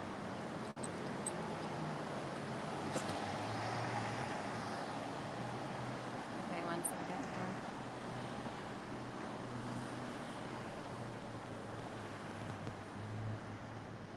Okay, so I'm going to go ahead and end. Thank you guys for following along, and if you want to share this stream, I think that would that's a wonderful way to help support us and support the cause of independent media, because our country, we live in an amazing, beautiful country, but we still have to fight for, we can't take for granted the fact that we have independent press and freedom of speech. So by sharing the stream, you're helping to support that cause and you're helping to support us. And stay tuned for, we have, CJ and I have some pretty fun things planned. He and I are, you know what, I'm not going to tell you. I'll just say that there's a trip involved. We're planning a trip, and it's a week-long ditty. And I'm probably crazy for agreeing to it, but he'll give you more information on that soon. So thank you so much, everyone, for being with us tonight, and talk to you later. All right.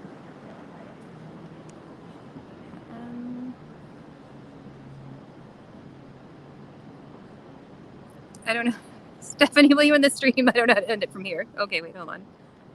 Oh, yes, and Veronica, thank you. Become a supporter of Stay TV. He, in particular, travels across the United States. He goes into really dangerous areas. He is often out there for hours and hours and hours. And the only way it's possible is through support. And if we have subscribers, if we have, people that join us through Patreon or Facebook supporters, it funds everything, and he can plan to go cover stories, bigger stories that are further away across the entire nation with that kind of support. So if you have, it's $5 a month. It's like less than a cup of coffee a week, and it really means everything. It changes it changes his opportunities. So if you are willing and able to throw in, $5 a month to become a subscriber, it really makes a big difference. So thank you for that, and thank you for supporting him and supporting the stream. We appreciate it more than we can say. So anyway, thank you so much, and you guys have a good night. Good Saturday.